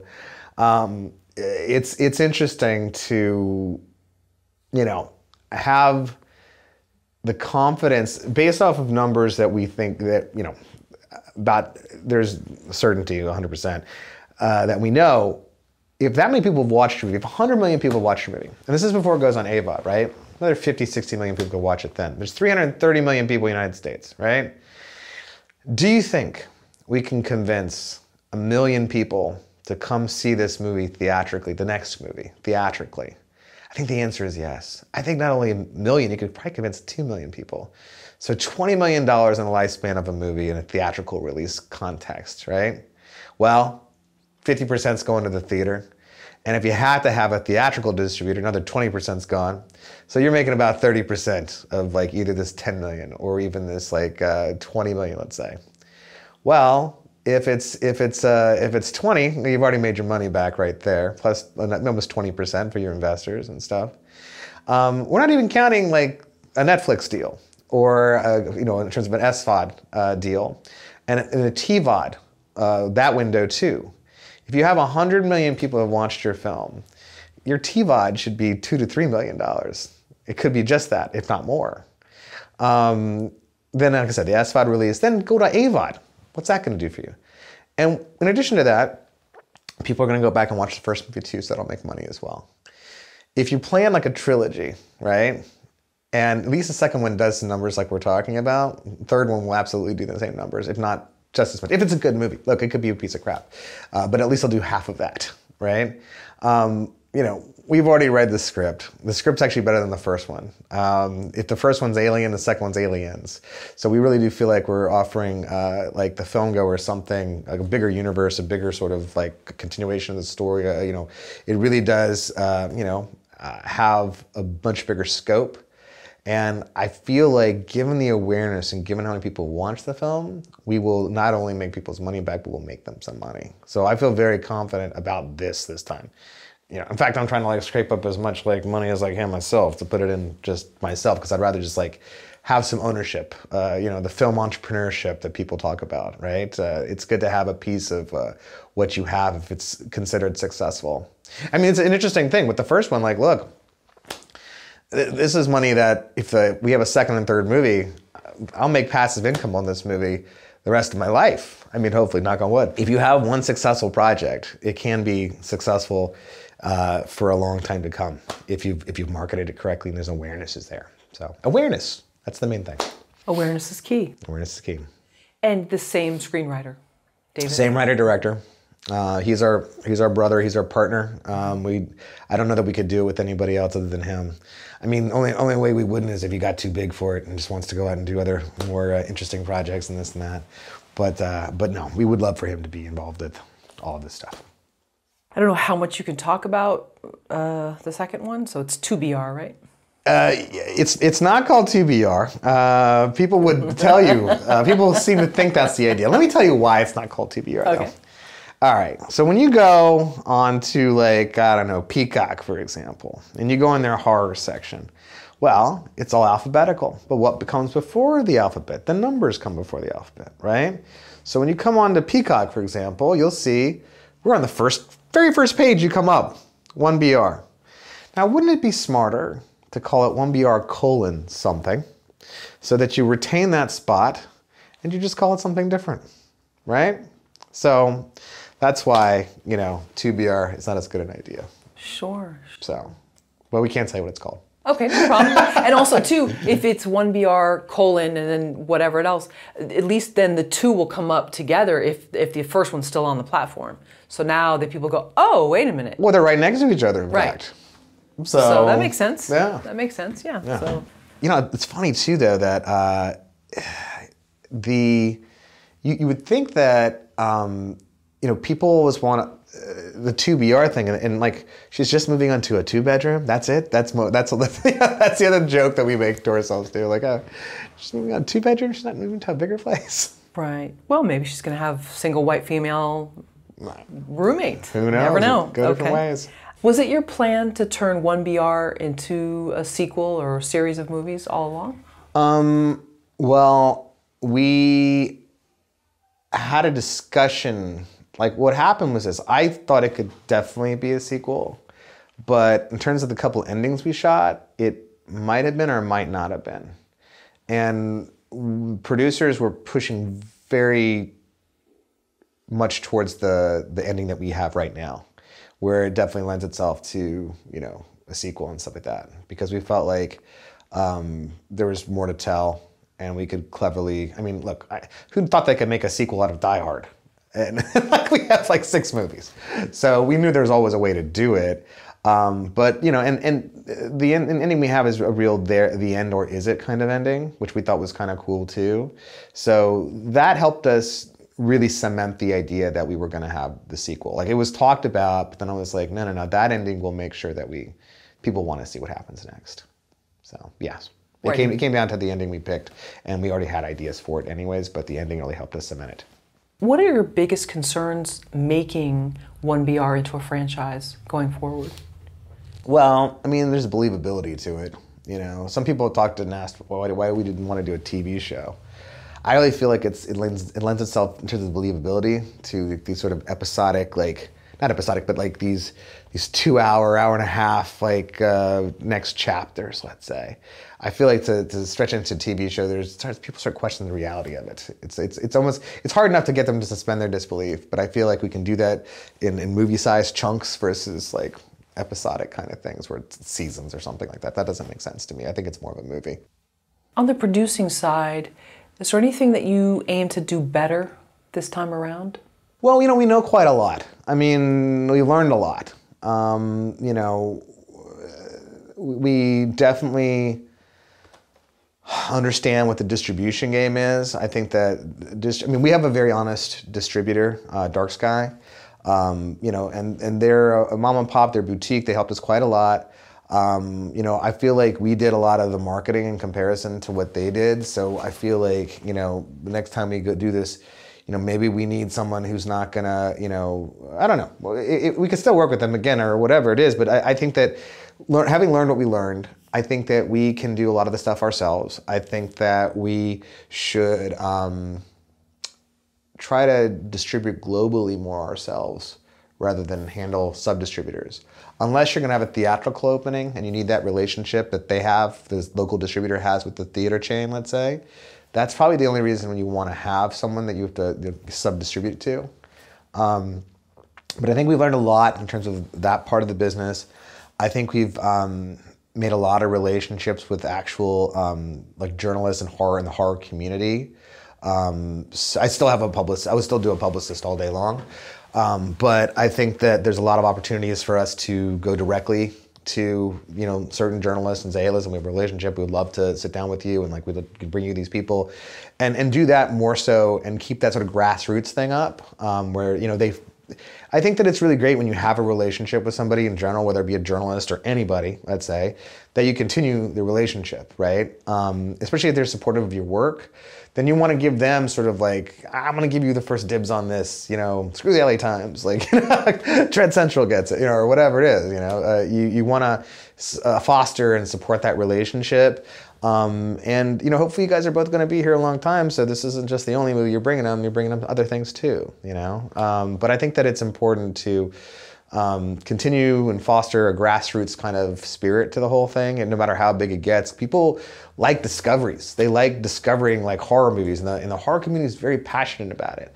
They get to the point where they'll tell like 10 of their friends. Like, it's amazing how verbal and how the word of mouth in a horror community travels so much more than even like a regular, you know, I don't know, romantic comedy or whatever it is, right? So my opinion on short films. Look, I think that people get to a place where they just keep on doing short films and all they do is short films. And they feel like, this is all I can afford to do right now.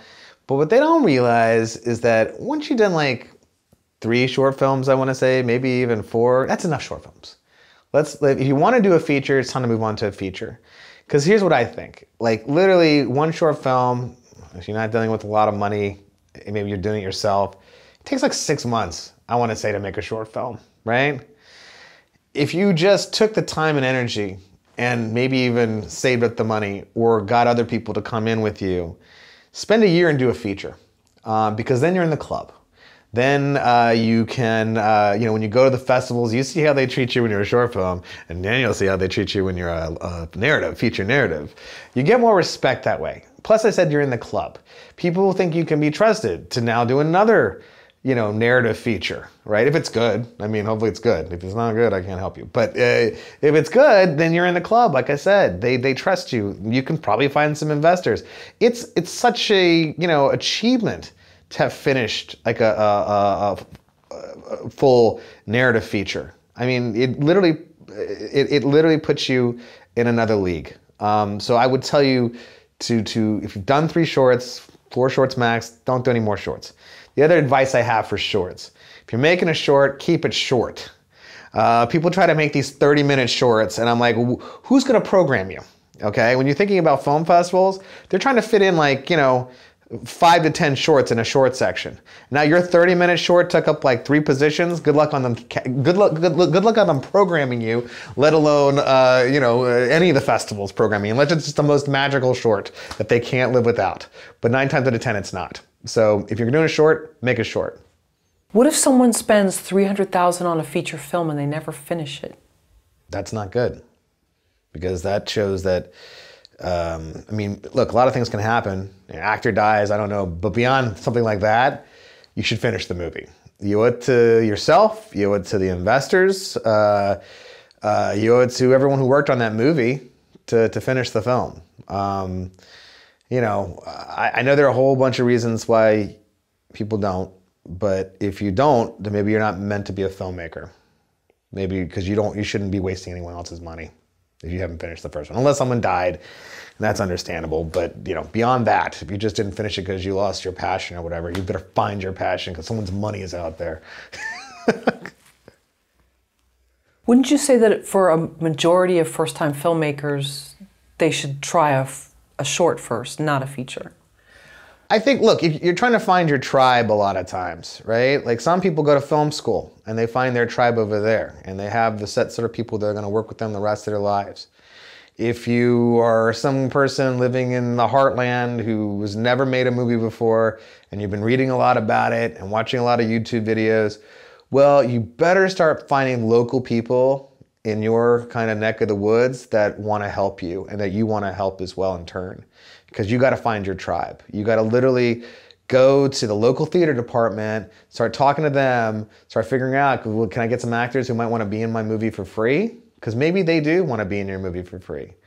You have to find the people that are going to help you become the filmmaker that you will become. You need a tribe to do that. So you need to go and figure out who those people are and start working with them and start becoming besties with them, right? I mean, I can't stress that enough. Like it's very important to be around like-minded people, right? Now the world is much smaller. You can find these people online, I mean, I remember when I was doing my festival run, we're trying to get into festivals. I was so frustrated. I couldn't figure out these festivals are so secretive. I started a Reddit group talking about when we would all talk about film festival rejections and who we got into. Oh, that one's releasing, they're saying yes to people over here already. We became a community in this microcosm. We became a community, and that thread is still going on Reddit to this day. It's like 5 years old or something. But I mean, just online I found people, right, who were going through the same shit as me. And have the same frustrations and whatever else. You can do that online. You can get suggestions. You can find mentors. You can. People are willing to help if you reach out to them and ask them questions. They'll give you some time. They can't give you all the time, but they'll give you something, right? And then again, your local community. You have to find your tribe if you want to make a movie, because it's not just you. And to your question, should you start doing shorts? Sure, start off doing shorts, but don't just get stuck into shorts.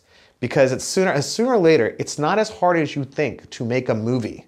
For all the time you are putting into this short, you could take a year and probably make a movie. Now, it may take you 2 years to make a movie if you're doing it off and on or whatever else. That's fine too.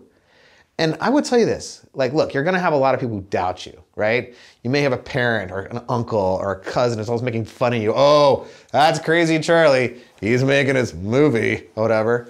Fuck those people. You have to do what you have to do, okay? You have your crew, you have your team, and you're gonna keep on making that movie, even if it takes you 2 years to make that movie. And hell, it may not be a good movie this time, right? But you're gonna learn a hell of a lot. You're gonna learn a hell of a lot, and hopefully you'll get in somewhere. Hopefully you'll have a little premiere and whatever else, and people can feel validated. People feel more validated when you're making a movie outside of California. They wanna help you. They wanna see they wanna see you succeed a lot of times. They'll let you have the diner for free at 2 o'clock in the morning as long as you don't burn it down, right? They'll help you.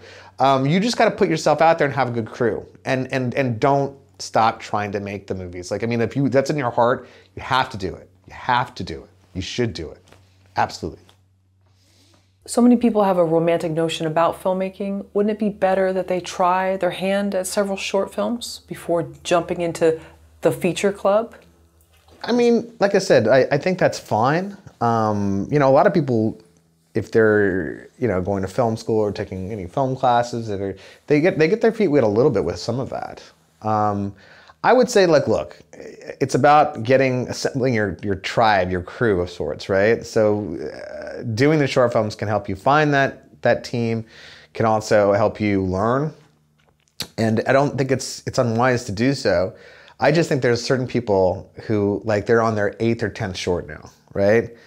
They've done the shorts. They've won the awards. Like, they've gotten, like, you know, maybe even, you know, some people who want to give them some funding or whatever, but they're just scared in certain ways too. And the other part of it is, like, they don't think that's enough money to do their vision. Well, guess what? There's a cheaper version of your vision out there. I promise you this. So don't get, I mean, look, do the shorts, find your tribe, do all those things, right? Find the actors you like working with that, you know, like you know, Tarantino has his crew of people he always works with and stuff, and you can find those people too. You know, at the same time, that when you keep on doing too many shorts, it's indicative to me that you're fearful, something's holding you back. You should take the time and energy, take that year or two, instead of doing any shorts, we're doing a feature. And we're gonna talk to everybody, like, we're gonna shoot this as we have money. So we're gonna shoot this like 4 different times. You might need to keep your haircut over there. You need to keep that mustache or grow that mustache back when we need you to. And don't gain any weight, okay? Don't lose some weight, you know, whatever it is. So you can look the same, you know. Spend the time, make the movie. It puts you in a different club. I promise you this. But if you need the time and you're a young burgeoning filmmaker and you've never done anything, sure, why not? Shoot like 2 or 3 shorts. But make each one count. Like, learn something from each one. Just don't go shoot like one after the other because it's just, you know, I feel the art in my heart. No, have a good story. Let's win some awards this time. Let's submit to some festivals and get some, like, people to recognize you for your talent, because that's only going to help you get money for the feature, let's say. That's an idea. Would you say starting a film career at age 35 is too late? Nope, I don't think so. I mean, I think you can start it when you're like 45. But hopefully you've thought it through.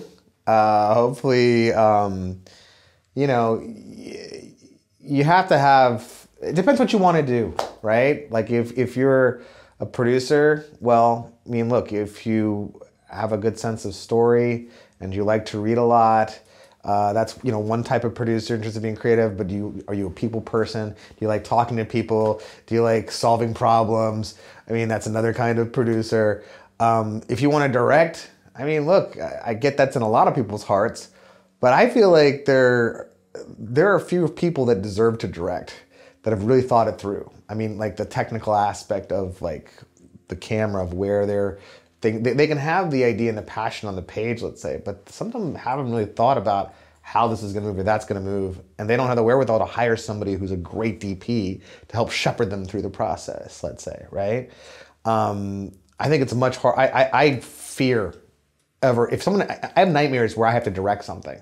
That's my nightmare, because I just think there's so much goes on in that whole thing. Like, I just know my brain doesn't work that way. But it's my nightmare. Like, if I was ever have to gun to head, if I had to direct something, I'd be like, I'm just gonna have a panic attack. I've never had a panic attack in my life, but I'm, like, literally having a dream about this right now, like, where I'm having a nightmare. Like, you know, I think that there is a certain amount of learning and skill that goes into certain positions. Like, if you want to be, you know, the art director or the production designer, or somebody like that, I think you have to put in the time. I think you probably have to put in, like, 10 years before you get good at something, as they say, right? I think that there's certain positions where it may be harder to start later in life, but there are other things that, you know, you could already be very well versed for. You know, if you love reading and you love stories and you love, you know, even editing, you could probably start later in life, but you need to, you know, probably take a lot of classes and also be a junior, assistant editor for many years before you get to the place where you're going to, like, be able to be trusted to do that in any big capacity. Would you hire a 60-year-old first-time director? I think that's a tough question, actually. I mean, it depends on, I don't know, to me it depends. It depends on are they the writer-director?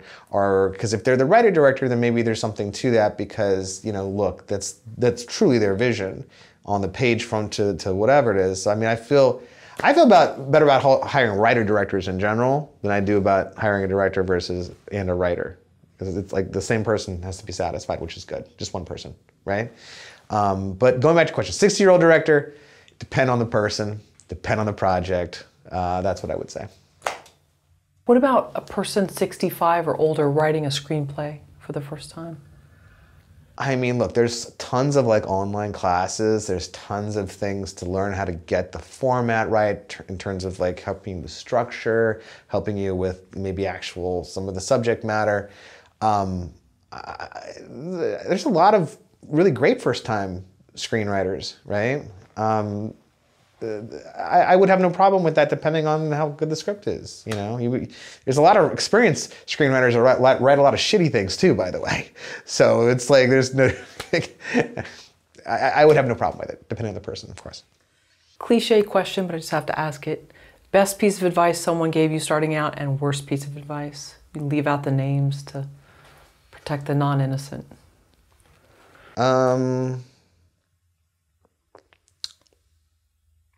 Well, going back to the shorts, you're making a short, make it short. That was one good piece of advice. What was the worst advice? Rotten Tomatoes doesn't matter. I had a publicist tell me this one time. Rotten Tomatoes doesn't matter. And I got in a yelling match with them. And I was like, are you out of your mind? Let me tell you why it matters. Because when you're dealing with a movie, maybe for horror movies it doesn't matter, because it doesn't sometimes. It really doesn't. Like whatever slasher, maybe it doesn't matter. When you have a movie that rides the line between genres, that could be a thriller and it could be a horror movie, right? It absolutely does matter. Because what's happening in this day and age, that this person didn't realize, is that the different streamers are putting that number, that Rotten Tomatoes certified fresh, right next to your movie. When people are scrolling through, that movie, that pops up literally in the scrolling, it'll pop up. And I can say, oh wait, that's 88%, I might give that a chance. Okay, why not? Let's try it. The other thing they do in the streamers is they put you in subcategories. Rotten Tomatoes accredited is a category. Critically acclaimed is a category on Netflix, for example. This is one more category you're gonna be in when people are scrolling, so they can pick you, right? That is why Rotten Tomatoes matters, and that's why this person, who will go unnamed of course, was completely wrong. Do you believe things happen when they're supposed to happen? 100%, 100%. I mean, fate, karma, whatever you want to say, I feel there is, what you put out of the universe is what you get back a lot of times. And I feel like if you put the work in, and you put your heart into something, sometimes it won't happen for you. But sometimes it does happen for you. And I think that, look, no one can decry hard work. But as long as you're working smart, that's the other thing too. Like just don't slam your head against the wall again and again. Learn from your mistakes. Figure out ways to make things work when they're not working, and try to surround yourself with people who are like-minded people who want to get stuff done, who aren't just like the people that are like, oh, we're gonna sit around and look at the sky. Maybe one day we'll do that. No, we're the getting shit done crew. Okay, and I want to surround myself with those people, and that's gonna be our team. That's who we want to work with. That's what you need to work with if you want to be serious about this business. Do you think that there's a way to tell who those people are when you first meet them? Or no, it takes time? I think it takes time. I think it takes time. You got to see, look, you meet a guy and he's like, oh, I'm working on this script. And 10 years later, I'm working on this script. Okay, great. Well, you keep working on that script. That's cool, you know. It's sad to say, but like, I think there's a certain level of person who's a serious person, and there's a certain level of person who's like living in LA and working at Starbucks and calling themselves an actor, who's not really an actor right now, or not trying to be an actor, who's not like taking the classes in their spare time, or, you know what I mean, like acting in short films for free because they just they're hungry and they want to get a good reel. and hopefully get a good agent or manager or whoever's going to help them go to the next level. You want to surround yourself with that serious type of person. You don't want a person who's like kind of half in, half out. But that's not something you could be able to discern right away. I mean, so you meet someone at a party, you don't know about them. But you know, you meet them at a party again. Well, I'm going for network for this thing. Oh, that's great. That's great. You're doing that. Fantastic. You know, good for you. I should try to hire him for the thing. You know, like, whatever it is, so we can get him cheap. Well, you know, we can still get him for cheap. Do we always wish we'd find our way sooner? I mean, that's 100%. I think everyone looks back on what they could have done or whatever. If I'd, you know, actually gone to USC and gone to film school instead of going to like being a psycho-bio major. Although I'll tell you this, you know, doing that helped me out quite a lot in terms of like testing movies. Like, you know, there's a psychology that goes into an audience. There's also a psychology that goes into filmmakers. How can I calm this person down? He's a crazy person. He's literally a crazy person. I need to like figure out how to like, you know, crazy talk that person down or whatever. I've got to be like the crazy whisperer or something like that. So psychology definitely helped with that. You know, look, I mean, would I have traded 18 years of doing market research for being a producer sooner? In some ways, no, because I think it gave me a different perspective. A different perspective that a lot of filmmakers don't have. And I think I see things more sometimes, and fault me or not, from a commerce aspect than an art aspect. I see both, but I don't think that people who are artists necessarily see the commerce, and they need to see the commerce, unfortunately. Like they are unaware that this thing is gonna need to be sold. It's gonna need to be like packaged. It's gonna need to be a lot of different things before people actually ever watch it. And then you get acclaim and quote unquote money and the swimming pool and the supermodel girlfriend or whatever the hell it is you want. Like people want all kinds of things. You're gonna have to figure out there's not just your vision, there is a commerce to the whole thing. And I think that because of what I did, I realized that, and it's part of my DNA. So I think that I bring that to the table that I wouldn't have before if I hadn't done the job I did before.